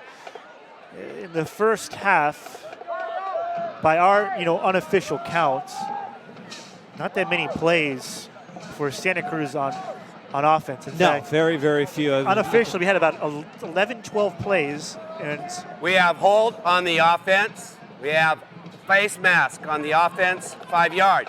Face mask penalties decline. We'll take the hold. Repeat, 1st down, 10-yard penalty. Don't you love it when you have a decision that's easy? Here's the replay, but it was about 11 plays, and I know 3 of them were touchdowns. So it was about 30% of the plays ended up with touchdowns. Yeah, you're right on that one. Hodges showing me that he does have a nice stride and does deliver a blow, but all for naught as everything was back behind the line of scrimmage. Somebody got their hands caught in the cookie jar. It's a sweep right, and that was Locatelli. Locatelli gets the call, and he gains 7. We knew Hodges was a big play back. He's averaging 9 yards per carry coming into this game, 11 touchdowns. Tonight he's averaging about 20 per pop, maybe more. He's doing that one, and everybody's keying on number 20. So when you've got somebody like Locatelli, who's just, he does a great job, not quite as big as your double reverse, double handoff on that side. Hodges going around the corner. Looks for a block, gets it, 40-yard line, 45, into Harbor territory. One last block to spring it, and he'll get it. 30, 20, 10, 5, touchdown Cardinals. Hodges strikes again, this time from 68 yards. Jonah Hodges, 3rd touchdown of the day. 3rd touchdown, if you take away the fact that he touched it one time but he had it called back. 3rd time from the line of scrimmage, it actually counts. 3 touches, 3 TDs, not a bad day at the office. It's easily over 150 yards for Hodges. He's putting himself together quite a season, and now those carries he's had today, he is over 10 yards per carry on the season. High snap on the extra point. Rocha runs through about 3 players, runs through another. 2-point conversion for Santa Cruz. They're having some fun, up 36-6. Wow, check that uniform for some kind of a Teflon spray, would you please? Because he went through probably 7 or 8 sets of hands to get that one. And what a great reaction by number 16. There's another look at the touchdown. You see the ball go to Locatelli. You've got to fear him. He's already proven that he can break the big plays. But there's the man that can really do it. Just a little look to the inside, freezes Adrian, and then just a little bit more boost of acceleration, and down the sideline goes number 20. 68 yards later, he's got himself another touchdown. Come on, John. We were told coming into this game, our third man in this broadcast, Daniel James Howell, did a great job before the game explaining how good Jonah Hodges is. But it doesn't matter how much you can explain about a football player, you have to see. And we've seen tonight that Hodges, who was the junior of the year last year in the SCCAL, right now the runaway favorite for player of the year. He is that one. And if you remember back last year, basketball just did a fantastic job for the Cardinal basketball team, and he's going to be on Bill Domhoff's Cardinals basketball team again this year. Once again, they kind of angle the ball a little bit on the kickoff, and it makes it have no spin.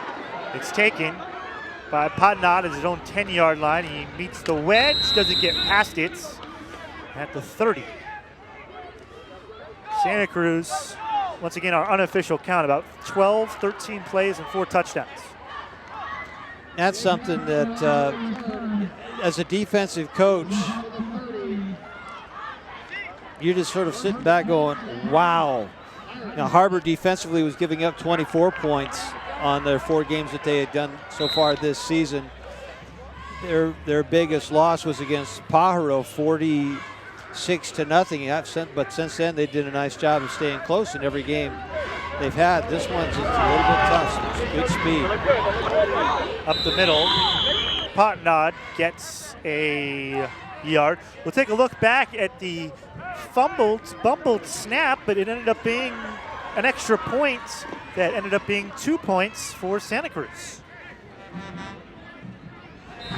Yeah, I'll probably take a look at that later. A little technical difficulties, but it'll be back up. The main thing is that Rocha did just a great job of coming up and making that one and getting 2 points out of what could have been a, not necessarily a disaster. They already had 6 on the board, but getting something. Fonseca tucks and runs in 2nd and 8. He crosses the 35 up to the 36. We'll gain about 3, and it will be a 3rd and 4. Well, he's doing a great job at quarterback. They're giving him a lot of responsibility throwing it, but also running the ball.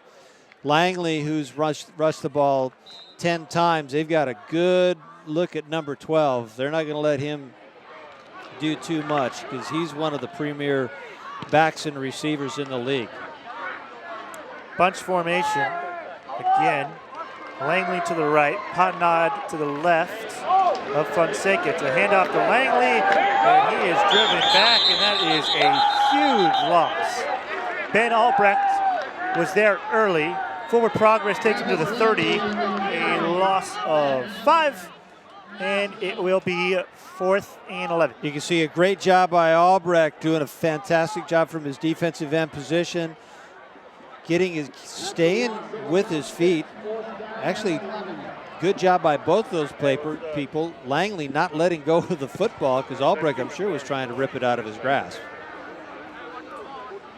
Locatelli and Hodges are the 2 that are deep to receive the punt. Angel Juarez, a saucer punt, hits at the 35. Locatelli cuts it left to the 40, looking for a block, gets one from Hodges. He crosses the 45, flag on the backside to the 40-yard line. Locatelli is brought down from behind, just inside of the 35. Flag in the middle of the field. Generally, when that flag is going to be an illegal block behind the back or holding, and it's going to go against the return team.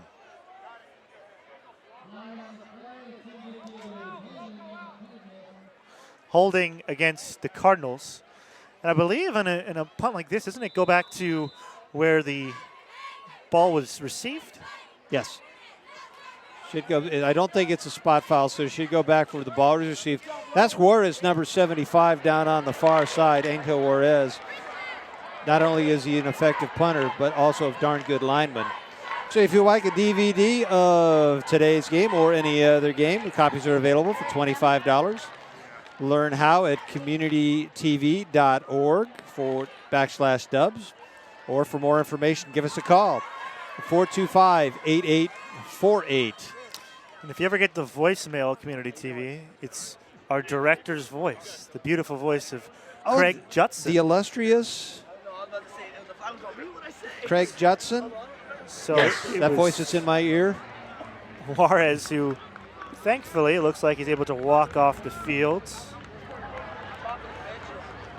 And here is what we were talking about. That's crazy two-point conversion. See, this is what you can get if you get one of those DVDs, is a replay of this wonderful PAT that was, they snatched 2 points out of a disaster, that being Rocha, the quarterback for Santa Cruz.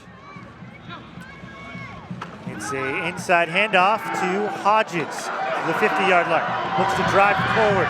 The 35 breaks off another tackle. He's still going. Finally down to the 33. It's a 17-yard gain for Jonah Hodges, and there's his first official touch. That's not a touchdown. The streak has been broken, folks. He is mortal. Well, sort of. At least now Santa Cruz knows, or excuse me, Harbor knows that they can get a hand on him, and if they get enough hands on him, he's going to eventually go down. Watch the determination on this young running back. He gets spun around a couple of different times, but gets those shoulders squared around and continues to move forward. So Hodges is lined up to the right side of this formation. Man in motion, handoff, and driven down at the 30 was Bakari Brodnax.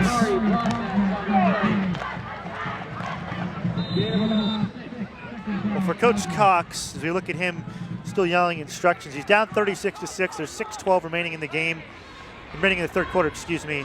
And what do you think his message is going to be? Here's Hodges, and he is brought down for about only a gain of 1. That's maybe a little inside move for Hodges. Great defensive push for the Pirates. One of those people up there pushing is number 56, Bailey, doing a good job from his tackle position. Like all coaches, I mean, you keep coaching, you keep teaching, you keep working on and yelling enthusiasm out to your players. You don't give up until that final whistle goes. Pitch left to Hodges, crosses the 30-yard line, 25, looks to cut it back upfield to the 20, and he's gang tackled. Luke Potnod was the first man there, and he will get a 1st and 10 at around the 17. I wonder if Jonah's getting tired. He's just not quite getting away from the tacklers as he has before, but you know, credit more than anything else the Pirates defense. A lot better pursuit, getting that corner and sealing off that corner, which they did not do in the first half. Handoff to Brodnax in motion off to the right. It's a sweep right. He gets to the 10-yard line. And once again, it's Luke Potnod who makes the stop on 1st and 10. 5 minutes rolling, third quarter, 30-point lead for Santa Cruz. Again, the fly offense, the sweep, is one of the main things in there, to get it out around the corner and make sure you trap everybody inside. And then, of course, the counters off of that sweep where you can get those inside traps are also very effective. Hodges in motion, gets the handoff through the left side, crosses forward, across the 5, into the end zone. Jonah Hodges, it's his second 4-touchdown game of the season. Cruise control time for the Cardinals, 42-6. They're leading over the Pirates.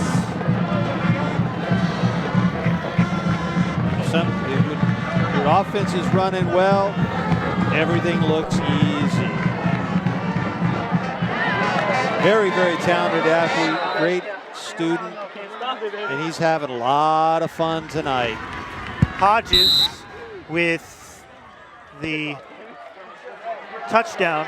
Now has 15 for the season, and he's well over 1,000 yards in the year. Yeah, he's going to go for the SCCAL record in the Santa Cruz County record, which at one point in time, look at that. Remember we talked about the sweep, working yourself around the corner? Well, they know Hodges has been going around the corner. That time, great job. Trap inside, move the guard, move the tackle, get another person on the linebacker. That opens up the hole, and 20's able to get right through it. Former great running back here and running back in the NFL, Johnny Johnson, used to hold one of the yardage or the career yards, I guess, for a single season, which was around 1,700. That has been surpassed a couple of different times. And Santa Cruz has got a pretty good football tradition. We talked about Johnny Johnson being one of the great players that came out of Santa Cruz playing football in the NFL. Reggie Stevens most recently played for the New York Giants. He's now back in town, had a great career here. Then Cabrillo, then Rutgers, and on into the NFL. And the Femi and Brandon Ayanbadejo brothers. Brandon's still in the NFL. I believe he's with the Baltimore Ravens on special teams. End over ender, and Langley takes kickoff at the 16. Good wedge off to the left, and it's closed up quickly. And the Harbor Pirates will set up shop at their own 29. I think one of the things that's really hurt Harbor tonight, Kurt, is they really haven't had good field position once. No, they've started from the wrong side of the 30 every time they've got the football. Exactly.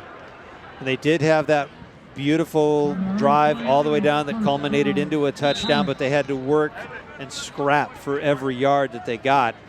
Santa Cruz, it's big play high school for them. 80 yards, 60 yards, 30 yards. They're just marching it right down the field, and they're popping the big play. A staggered 3 wide receivers set to the right. Fonseca is back.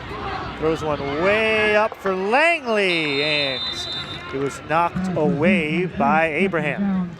Good leaping ability by Abraham. Ball slightly underthrown by Fonseca.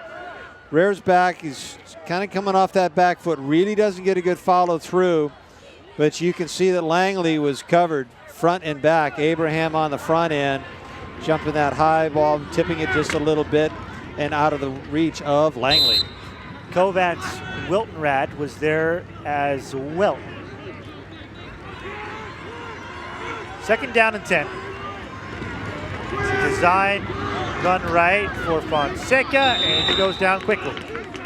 4:20 in the 3rd quarter. 43-6, Santa Cruz leads Harbor. And our CTV game of the week, the crosstown rivalry for the Conch Shell. We were talking about it before the game. These two teams have met a lot of times, and Santa Cruz has really just dominated the series. They've had a great, they have a lot, and they've met. This is the 43rd meeting. Last couple times, Santa Cruz has really just had their way with Harbor. These two schools have gone back and forth with power, having good teams, not having good teams. But the last several years, it's been Santa Cruz just hands down. Very powerful Cardinals team. I mentioned went 3-1 in their non-league schedule. Throw to the near side, a sliding grab, nope, incomplete. And punt unit onto the field again for the Pirates. And I think the day is over for Jonah Hodges as he has his helmet off. Yeah, but it'll come back on in just a second. Number 21, Enriquez on the coverage over there. Touching down, but unfortunately Langley could not corral that thing. Now, who we got back there? It's not going to be Hodges. He's going to take a blow this time. Locatelli is back there along with Abraham. And Hodges is taking his pads off, so I think his day's over. There's a short punt. It rolls out of bounds at about the 47-yard line. 53 yards to work with for the Santa Cruz Cardinals. They've yet to punt today. The only time they were stopped was on an interception throw. We're going to see a few new people coming in for Santa Cruz.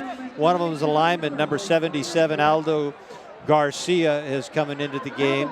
Roach at number 16 is going to stay in the contest. Locatelli trotting off to the sidelines. So Coach Trumbull's starting to move some players in and out, giving some of his starters a well-deserved breather as this game currently is in control. Sweep handoff to the right. Go! Upfield, crossing over, and to the 44-yard line was Brodnox. Seen him the last 2 drives. There is an injury to...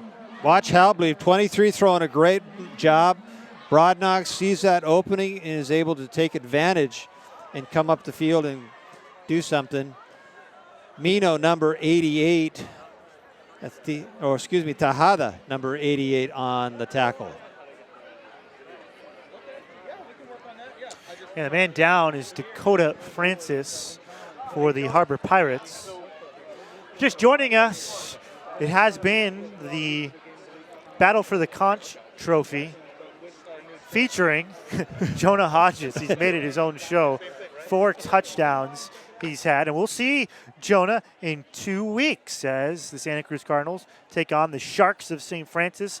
Next week, it'll be a good old-fashioned slugfest between SCCAL and Aptos, neighboring cities. Yep, 2 teams with good running games. They play good defense, and you're going to see the game on the ground for the most part. Powell, the quarterback for Aptos, can put the ball up, but he's also a fantastic runner. Then, of course, you see Santa Cruz St. Francis, Pajaro Valley versus Monte Vista Christian, and the always popular and very exciting SCCAL Girls Volleyball Championship. They were just talking off the air about a Harbor graduate who was part of that championship a couple years ago, Carissa Cook, who's playing at Stanford.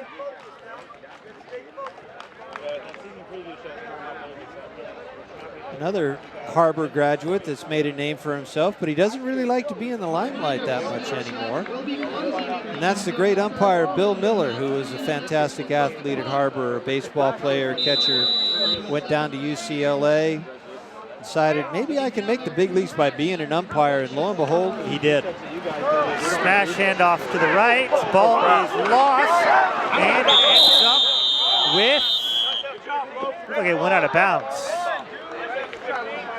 The ball carrier was happy. If you're a Santa Cruz Cardinal fan, it went out of bounds. Hillbleed, number 23, gets it stripped for him, and that football bounces in funny, funny ways. And it looked like Fonseca was trying to wrap that thing up, and he was not able to do it. Another Harbor, my favorite Harbor graduate might be Adam Scott, who's on a TV show. He was in one of my favorite movies, Step Brothers. Oh, all right. All right. That's a good call.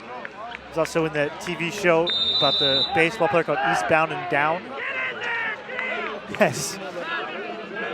Hodges comes back into the game. He uses a decoy on the fake on 3rd and 2. First down earned by Brodnox. 5th carry of the afternoon or the evening for the young running back, who does a great job, like all the running backs from Santa Cruz.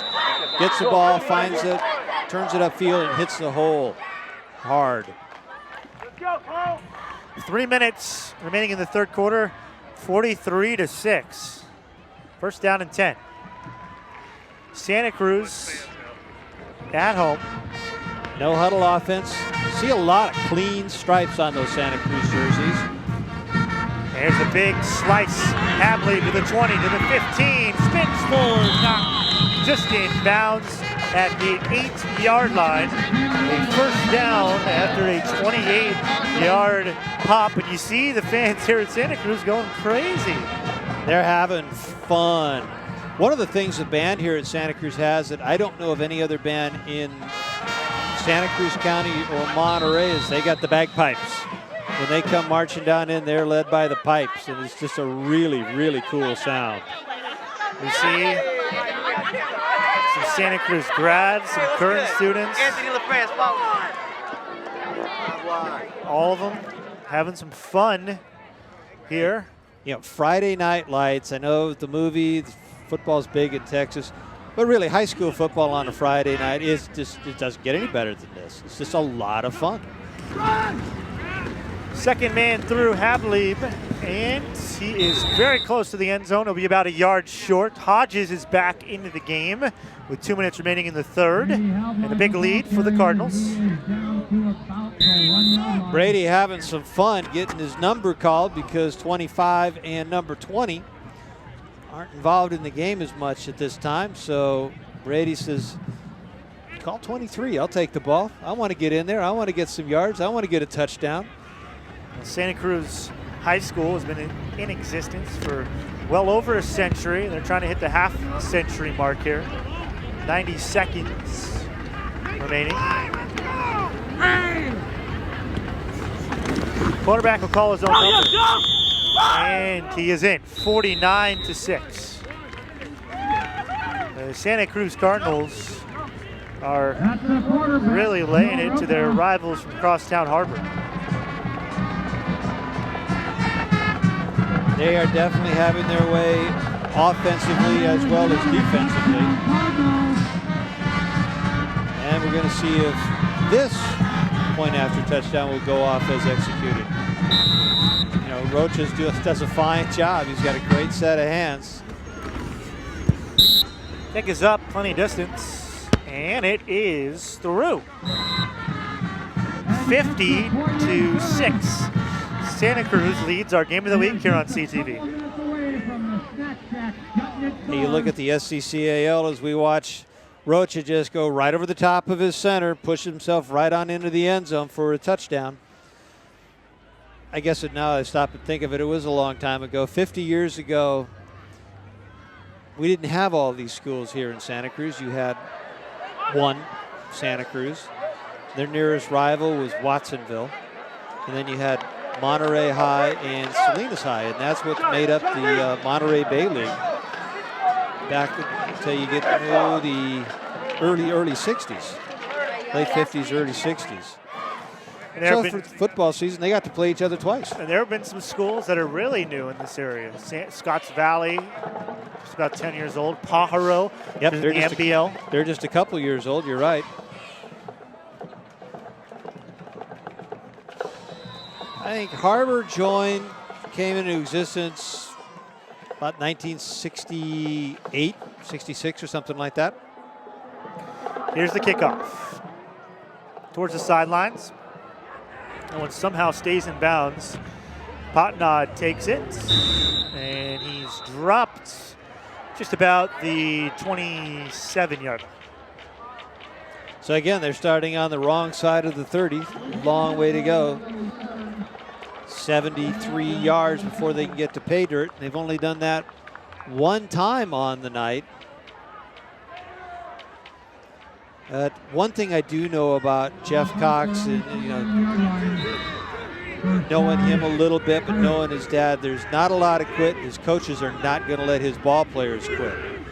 Fonseca has 3 wide to the left. It's a design run to the left. He'll cut it towards the middle, and he'll gain about 6 yards. All backups into the game for Santa Cruz. Kyle Lewis had the tackle. Did a nice job just sliding right over the shot of Fonseca as he goes over to get the play from his head coach, Jeff Cox. I mean, you got to be in shape if you're going to be a quarterback for Harbor. Not only are you running the ball for your offensive plays, but you got to run to the sidelines, get the play from your coach, run back to the huddle, and then give it to the other 10 guys. And Fonseca plays middle linebacker as well. Fonseca, quick drop. Corey Harris at the 40-yard line. Shake and bake, and he's still going. Takes a big hit at the 43-yard line. He was grabbed by Gabe Hernandez and finally brought down with just under 30 seconds remaining in the third quarter. 50-6 lead. My bad. He's got to be shaken up. He was stood up, and they hadn't blown it yet, and then Cardinal came in and just absolutely leveled the boom on Harris. And that's his 5th reception on the evening. So he's been a very, very effective receiver, still in the ball game, putting the chin strap back on and over there on the far side. Go towards the middle field. Right now, right now. It'll be Fonseca. This one is picked off in the middle. It was their bout who was able to take it away. And another turn of field position for the Cardinals. Brent was right where he was supposed to be. He rolls from his position. You can watch Fonseca. He sets up, locks on. And there's old number 40 sitting right where he's supposed to be in the zone position. Fonseca never saw him at all. So between turnovers, penalties, and just being outplayed on that front wall, Harbor has not had a good night. First down and 10 just outside of the 45 of Harbor for the Cardinals. Black helmets. Handoff straight up the guts to another one of their backups, David Ledwith, who gains 5 yards on the dive play. And that'll do it for the third quarter. An impressive third frame for the Santa Cruz Cardinals. They tack on 3 more touchdowns without giving up one. Always a good thing. 50-6.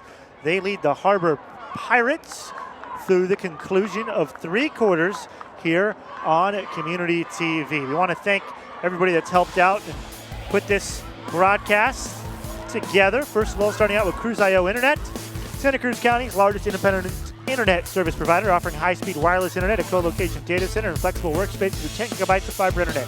Details online at cruzio.com. And by Mountain Mike's Pizza. Since 1978, the idea has been simple. Provide high quality and custom-made food using only the freshest and finest ingredients. 33 years later, Mountain Mike's Pizza is holding fast to those same core values. On the web at mountainmikes.com, order online, or call 477-7760. Located at 37th and Portola in Santa Cruz. At Mountain Mike's, it's pizza the way it ought to be. Tim Swartz along with Kurt Edwards here at Santa Cruz High School. An impressive performance from the Cardinals. 50-6, they lead the Harbor Pirates. What's impressed you the most so far today, Kurt? Actually, it's been the breakaway speed of the running backs for the Santa Cruz Cardinals, Locatelli and Hodges. And the other thing is that upfront blocking capability of that line for Santa Cruz. They're doing a great job. Rocha runs it himself to the 35. He will carry the pile forward, and it's down to 32. 10 more yards and a first down. Well, since it is more than a 5-touchdown lead, we have the running clock in effect for the fourth quarter. I'm trying to remember when that actually came into effect in high school sports. I know it's been around for about 10 years, but I can't remember when that started to get going. There were probably times in my high school career that my high school wished that that had actually been in effect.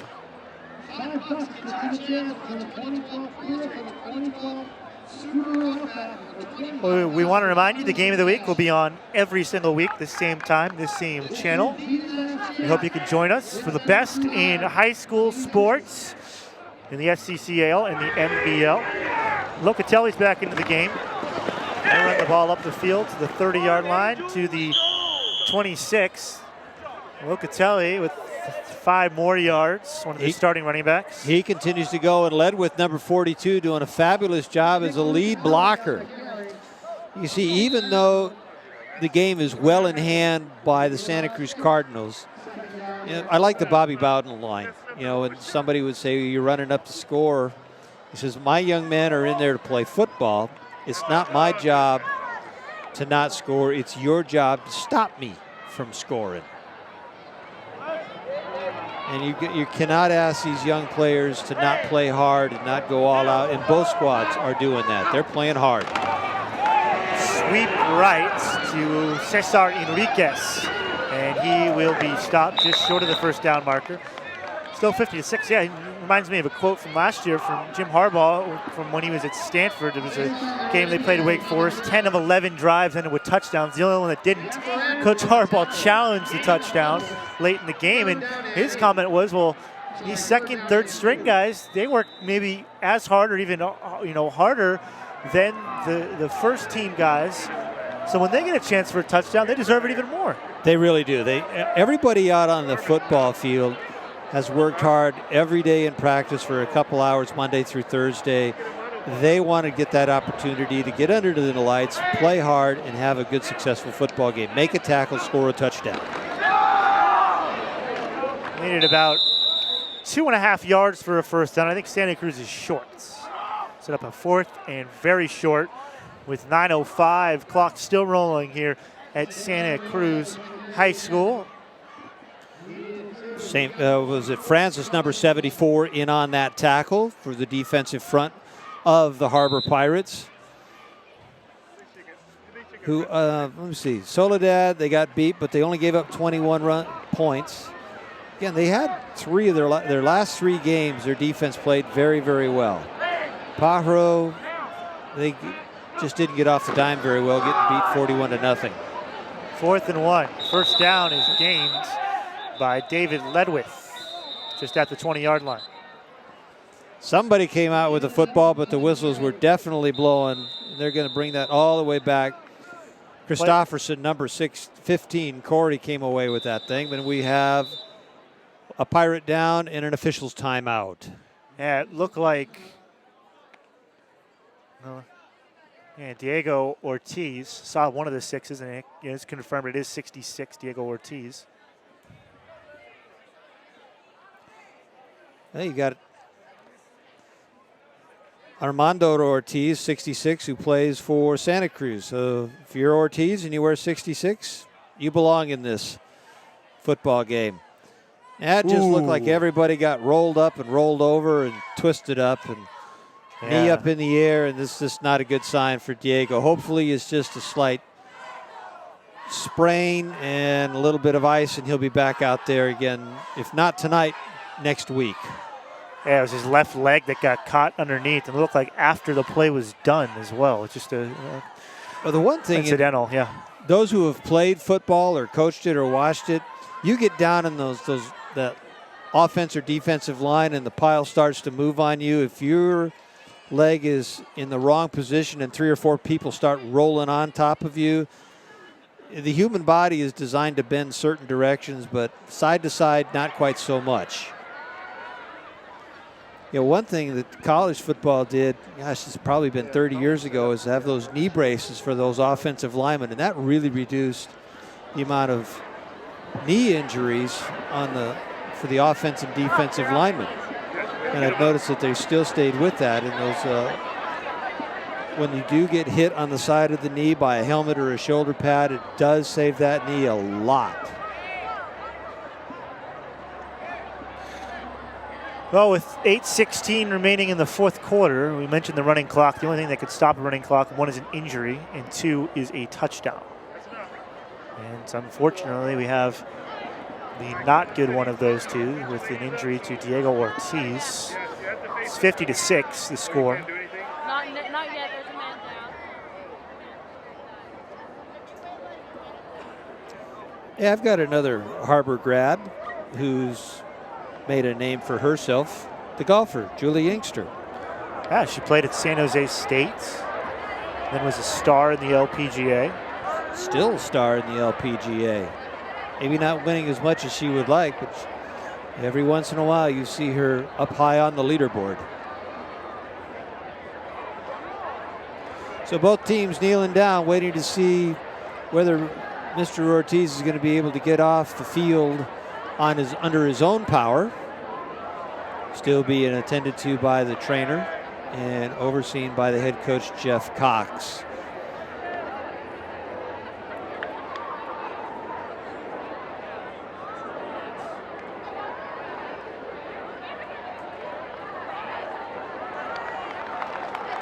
There's a couple of celebrities up in the old white-haired gentleman is my buddy Jeff Dunn. We did a baseball game with Sir Jeff, who wrote the definitive book on Sarah Palin, and the basketball coach, which was to Jeff's right, Mr. Dom Hoff. 66, he's our man. Let's give him a great big hand. 66, he's our man. Let's give him a great big hand.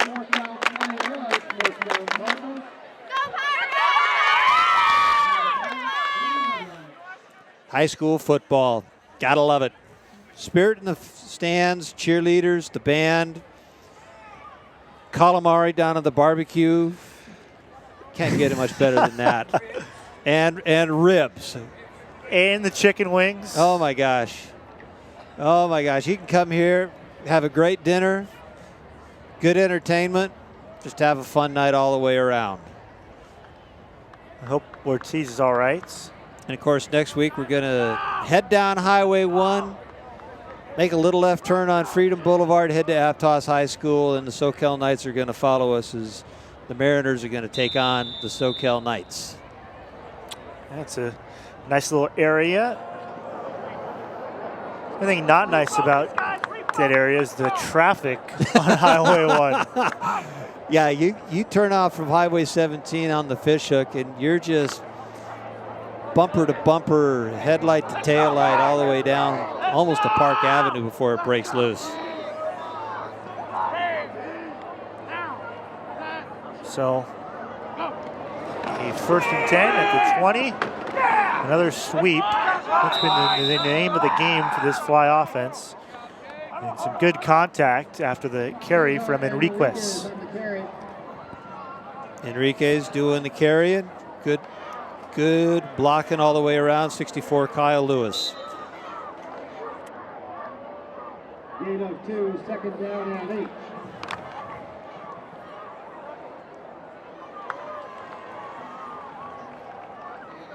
It's 2 wings to the right, 1 to the left.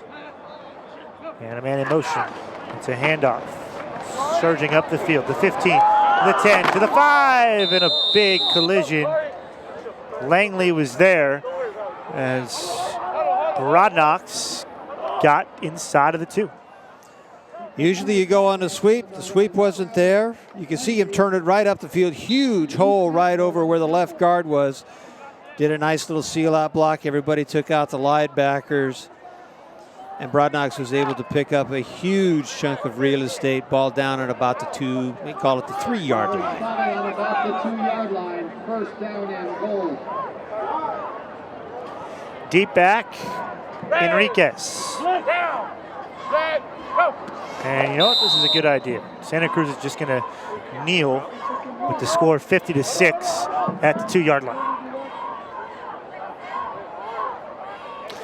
Well, you know, we were talking about it a little bit earlier, how nice it would be to get some of these players touchdowns. But, I mean, right now, I tip my hat to Coach Trumbull for kneeling with the ball with 6 minutes left.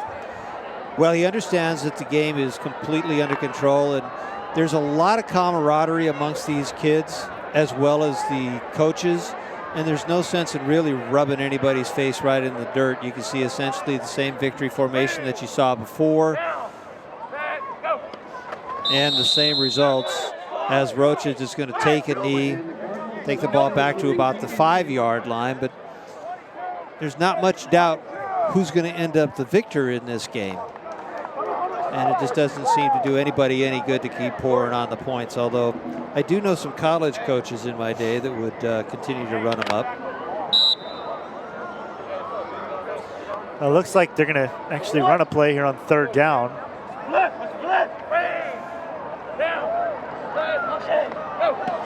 And a sweep to the left, slicing his way up towards the end zone. It is a touchdown for Bakari Brodnox, and it is 56-6. Time will continue to run with 4:50 to go. Time continues. Will you back it up a couple?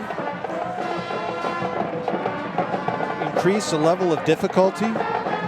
And then give it to Brodnox in that offensive line, which is the 2nd unit up there right now, folks.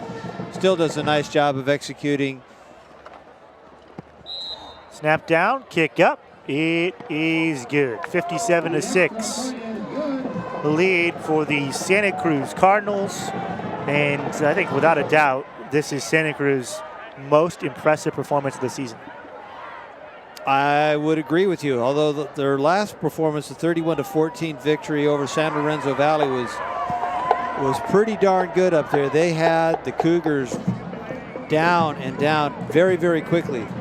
First quarter strikes for touchdowns in the same way that we saw them pretty much dismantled the Harbor Pirates. Quick strikes, long strikes by the two talented running backs, Hodges and Locatelli. You can see again that surge on the offensive line and the surge by Brodnuks right on in, running through a few tackles. A couple guys had his shirt, but and this is just part of being a football player. You want that end zone, and you just continue to drive. Let's go, Cardinals! Let's go!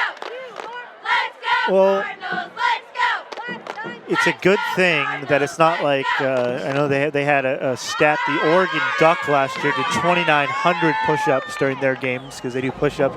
It's a good thing these cheerleaders don't do the push-ups because today have to maybe find some strained forearms and sore elbows tomorrow. This ball will roll out of bounds. Didn't they have to get a replacement duck to finish the push-ups on some of those things? Because it's push-ups after every touchdown, and you just keep multiplying. That was one tired duck by the end of the day. Here is our quote of the day from Matty Bell. SMU, at the time he was the head coach in the 30s, was quite a team. He goes, there's one sure way to stop us from scoring. Give us the ball near the goal line.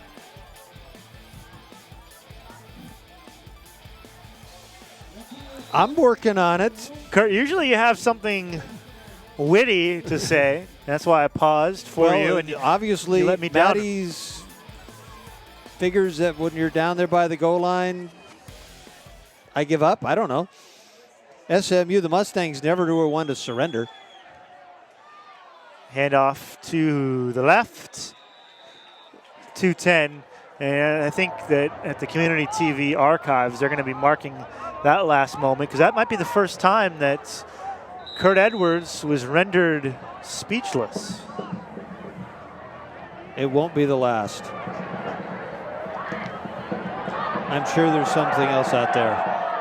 So it's a 2nd down and 8.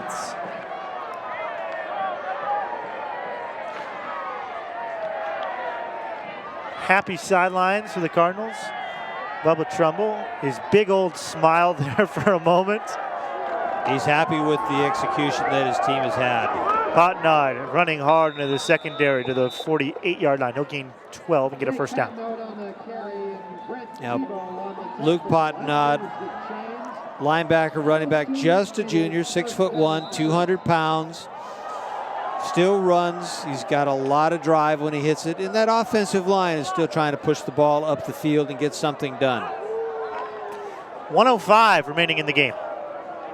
Santa Cruz has run all over Harbor.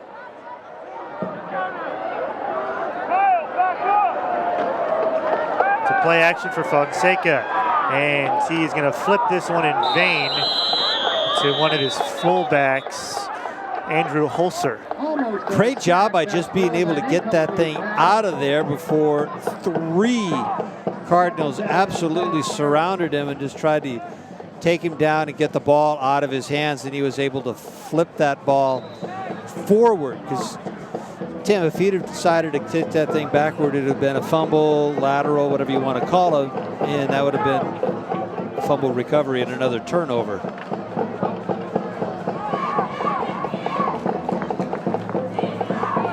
It was not grounding to. There's a wide receiver in the area. This will probably be the last play of the game. Fonseca looks back, throws. That one's complete to Langley on a streak to the left sidelines. And Langley makes the catch. Time will expire. And once again, it is the conch shell going the way of the Santa Cruz Cardinals. 57-6, no doubt about it. They were well, 7 touchdowns, better than Harbor tonight. They did a fantastic job both on both sides of the ball, offensively as well as defensively. Fantastic show by their star running backs, Hodges and Locatelli. Hodges scoring 4 touchdowns. Locatelli adding 2 touchdowns. They really didn't have to go to the air at all tonight, as that ground attack, that fly offense, this is fantastic job by the offensive line and everybody else Yeah, coming up for Harbor, very winnable game. They'll take on 2-3, the St. Francis Sharks. Santa Cruz will have an extra week to prepare, and they're going to need it for Scotts Valley because you never know what's going to happen with that team. Not with Scotts Valley. You know one thing, and we watched it with Louis Walters. There's going to be a gadget play, if not a half a dozen gadget plays opened up on that one.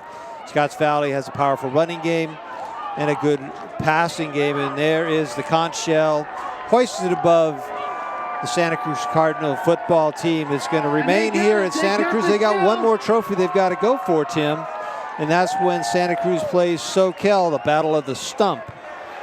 So we've got a few different battles that go around, so they've got one more trophy that they want to try and keep here at Santa Cruz High School. Just a dominant game by the special teams and some great runs. You know, Harbor, they showed some good offense on occasions. They've got a pretty decent patent offense when they can get the ball or when their quarterback has time to throw the ball down the field and in the hands of Harris or Langley. Harris came away with over 5 receptions. Langley, they had him bottled up pretty good tonight. Yeah, Langley had a couple runs early, and he had a nice few runs. It was only 20-6, but I think the backbreaker was that touchdown with about a minute left in the first half, which instead of it being 20-6 going into the half with the ball going to Harbor to start the second half, it was 28-6. And a 3-score game and a 2-score game, really big difference. Yeah, when you go into halftime and you just had a touchdown scored against you, it's a backbreaker. It's definitely one where the momentum just goes spiraling downhill. If you could have stopped them, if you could have gotten a turnover and punched it in, then you go into the halftime with huge momentum, but that was not going to be the case. Santa Cruz went in with momentum. So we will go down to the field, and we have our players of the game. All right, we're here with the big stars tonight in the Cardinal running attack. First, Jonah, we came into the game, a lot of press about you, and first time you touched the ball, 60-some yards. Tell us about that run early in the game. Well, we had that planned out all week. We knew it was going to happen because we saw something in the defense we liked, so we took advantage of it. So we spent a lot of time talking about Jonah coming in this game. Nick, you had a big game too. Tell us about that. It's just a challenge. You know, we have a great running back, and every time I try and get the ball, I do the best of my ability and hope for a big run, and luckily this time it happened. Awesome. You look good out there. You guys made it easy on Roca tonight. Coming up in 2 weeks on CTV, we got you at St. Francis. Any feelings about going that far down south? Well, after this bye, we're just going to come out with some new stuff on our playbook, saving it for our last 3 weeks of the game, but we can't overlook anything, so we're going to play as hard as we can next week. One last question. Going into the half, you're only up 3 touchdowns. Did Coach Tummel give you a hard time in the locker room? Yeah, he gave us a little hard time, but he's also a motivational speaker, so he just pumped us up even more. Awesome. Great job tonight, you guys. Happy homecoming. Congratulations. All right, back up to you, Tim and Kurt. Thank you very much. Thank you very much, and we will step aside and then have the final highlights from this one. 57-6, Santa Cruz defeats Harbor and takes home the conch shell again.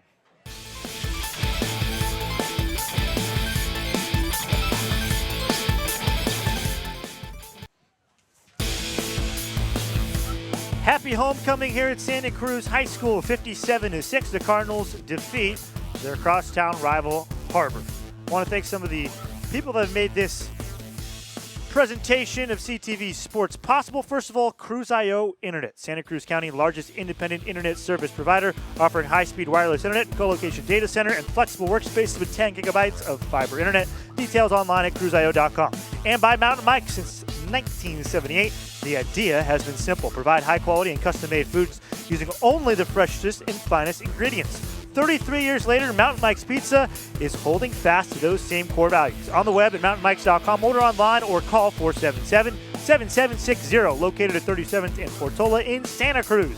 At Mountain Mike's, it's pizza the way it ought to be. We bring back in the coach, Kurt Edwards, and we take a look at how this one went down. We mentioned it's a happy homecoming for Santa Cruz, and for the Cardinals tonight, they came in as a heavy favorite, and really, they played like it. They played like heavy favorites, and it started off really quick. Here comes Locatelli taking the punt, starting it up the field and then kicking it to his left, and he is just right down the sideline. gets a couple of key blocks, although they're behind him, and he is in for the score. This was just grease lightning. I mean, it was just a track meet on the ground for Santa Cruz all night long. Although Harbor was able to do a nice sustained drive with the pass and the run, be able to punch it on into the end zone for their one and only score in the first half. Yeah, that made it 20-6 after Hodges scored in the first play from scrimmage, and Locatelli had a 76-yard run. There's that man again, Jonah Hodges. Yeah, you started off with Locatelli on the first handoff, then another inside handoff to Hodges, and he's around the left side. Nobody lays a paw on him, and he is into the end zone for one of his 4 touchdowns. There's another nice little look. You can see the great blocking inside. Even though there was some penetration by that defensive front, the speed that number 20 has, was able to get out around the corner and in for another 6 points. That was a 68-yard score from Hodges. We mentioned the 4 touchdowns he had today. That's the second time he's done that this year. Yeah, it's only the second time. He is one fantastic. And here Rocha decides that this is a bad snap. I'm going to be able to try and improvise, and he is able to do that, getting back into the end zone. They were going to go for 1, but thanks to the niftiness and the quick hands and quick thinking of number 16, they get 2 out of the play. And we saw a handoff, and there went another Santa Cruz touchdown. Guess who? Hodges. Jonah Hodges. Yeah. This time he decided to go inside, so he's Mr. Inside and Mr. Outside. And we mentioned, here's, guess who? Jonah Hodges. Excuse me, Hodges had an interception earlier. This is the second interception of the game, but Hodges had 3 touchdowns in his first 3 touches. This is just, just how do you do it? Well, you do it my way. And then you've got number 22, Broadnax. He says, I've got to get into the axis from 5 yards out. He's able to punch it in for what I believe is the final score on the evening. Yeah, 57-6, Santa Cruz defeats Harbor, and the Cardinals stay in first place, 2-0 in the SCCAL, while Harbor is now 0-1 in the league. We'll have a great matchup also in the SCCAL next week for you. We go to Aptos High School, where the Mariners host the SCCAL Knights. Ought to be a great, exciting game. Both of these teams are strong. They've got strong running games and pretty tough defenses. Ought to be a good old-fashioned slobber knocker. So once again, the conch shell stays with the Santa Cruz Cardinals, 57-6. They defeat the Harbor Pirates on our Game of the Week on CTV. We want you to join us next week, October 16th at 7 p.m. on Comcast 25, Charter 71, as always, for our Game of the Week. And we'll have that Game of the Week up until mid-November with football and also the SCCAL Girls Volleyball Championships. Pleasure as always, Kurt. Pleasure's mine. Great job. So for our entire staff here for CTV, I'm Tim Swartz. We'll see you next time.